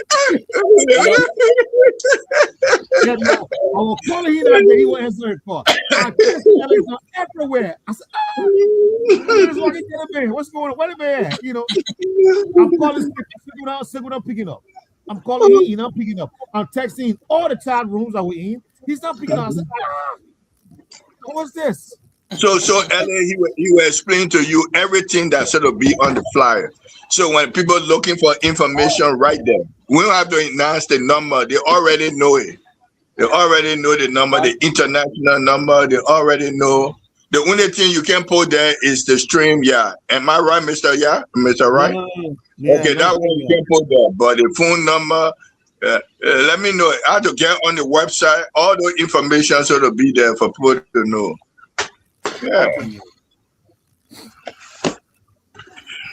Yeah.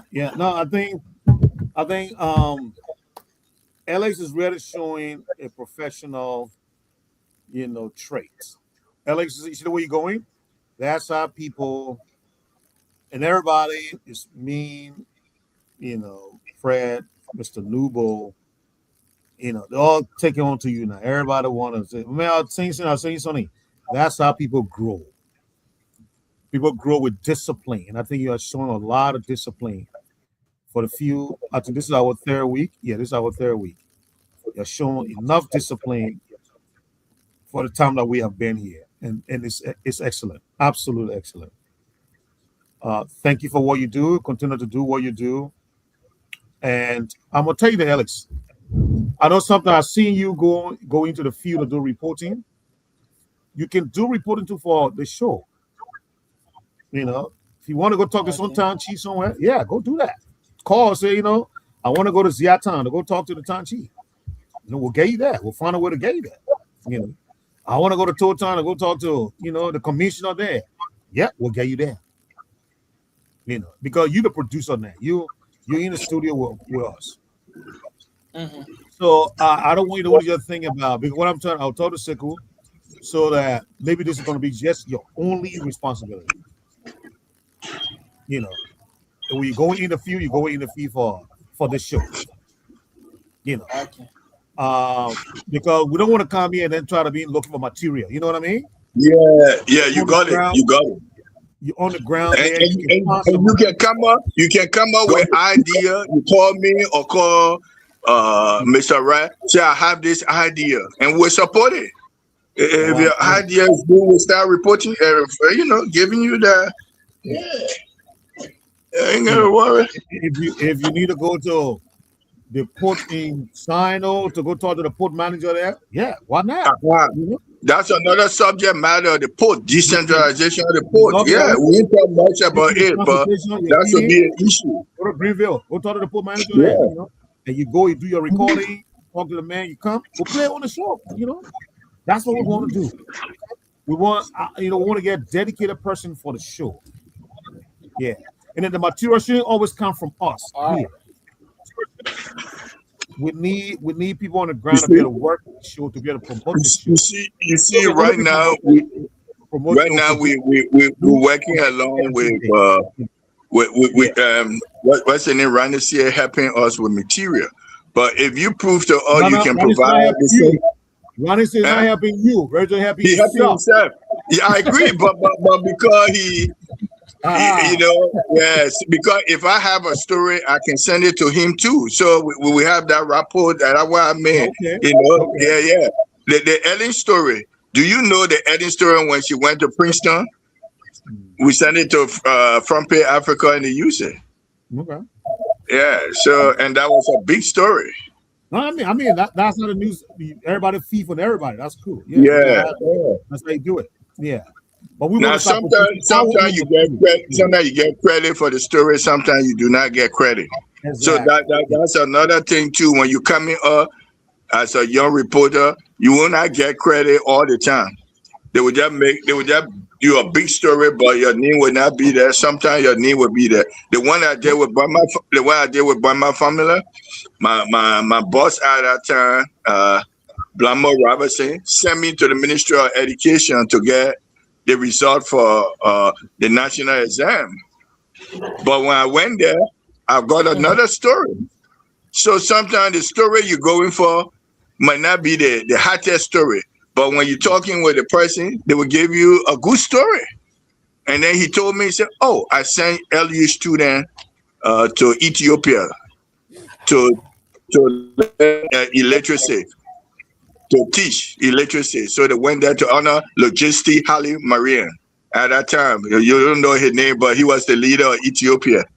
So by my family sending them there, that was a big story. But I didn't know as a young reporter now. I went there. I told my boss, I brought the story. The national exam, who passed, who paid.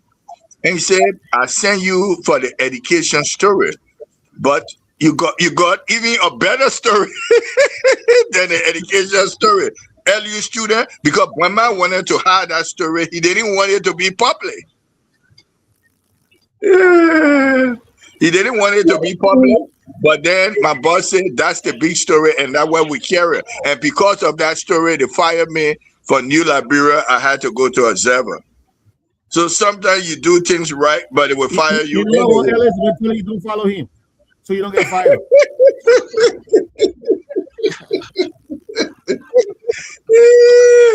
But guess what? But I got a better job. I got a better job at GEDEH Observer.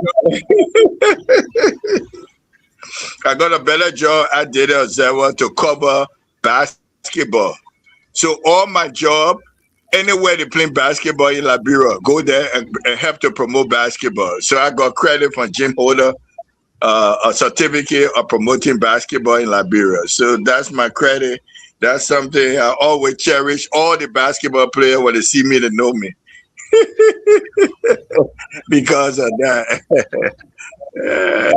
And we didn't have too many good facilities of basketball. We had YMCA. We had the ACA Gymnasium. And then we had on Broad Street. How do you call that place, man? Front Street? The sports commission somewhere on Broad Street, Broad and Lane. I think Broad and Lane somewhere. Yeah, right now. Yeah, where they play tennis, they play volleyball, they used to play counter me right there. Yeah. So that was the basketball court. We haven't really until recently. They have something now at the SKD, but they never bid it with that intention of having a basketball gymnasium facility. So they had to add that. It was not part of the contract for the Chinese, because we questioned them why you didn't bid basketball. I said no, we wanted to base football, but we left a space, and they just put seating capacity for basketball. Yeah. So my man, let's send him home now with one Yeah, story. okay, I we got 4 minutes. one story I want to say. Sometimes we gotta leave positive thing with people. Spain have solved the immigrant situation, and I wanted to give that story. If you have been in Spain, let me see what year. They're gonna give you all the benefits. You do not. All right, we got 4 minutes. 4 minutes. Okay, I can let me give you that story. And for people who know relative already in Spain, Is that you can benefit from that. The studio is gone. Is that you and myself? Yeah. Man? I think we gotta go. Oh, you myself? Okay, let me tell you right now. Oh no, he's back. Spain to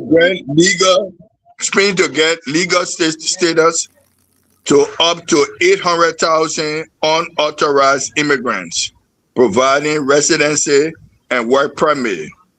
Eligible immigrant must have arrived before 2025 in Spain and live in Spain for at least 5 months. You hear that news, Mr. Wright? Yeah, I saw that today, but I didn't read the details about it. Okay. So where the immigrant issue is the hot issue around Europe. This is where people can benefit from. No, but America, look, everyone knows that America, it is what it is today because you and myself migrated here. Yeah. And that's what Spain going to do. Spain going to do that. Yeah, they're going to benefit from the migration that they have opened up to. Look, America knows that. I don't know what is going on, but it is what it is. I think we'll spend about 2 minutes. Veteran, I want to thank you for holding it down, and Alex, thank you as well. And I apologize. So on a crossfire, you want to tell what were you occupied with? Job. Oh, job. Okay. I'm not texting you. See my text? I saw part of it, but I just guess what? Well, I think you were trying to let me know. I just figure it up. I said, man, he just said, I think he need me to just. But then when I got in, I was a little bit disappointed you were not around. So I said, maybe I just. Yeah, but you were calling me. I knew that was the case. I saw the text, but I didn't read it. But guess what? When you committed and you know what someone can call you for when you're closer to the time, you just feel it. You just know it. We're all looking into it and prepared. Yeah. So that's what you call teamwork. Yeah, that's right. Okay, so let's go. We gotta go now. We gotta let Alexander go. It's almost 1 o'clock. We got 1 minute to 1 o'clock to him there. Alex, thank you for everything. We'll see you tomorrow, my man. Okay.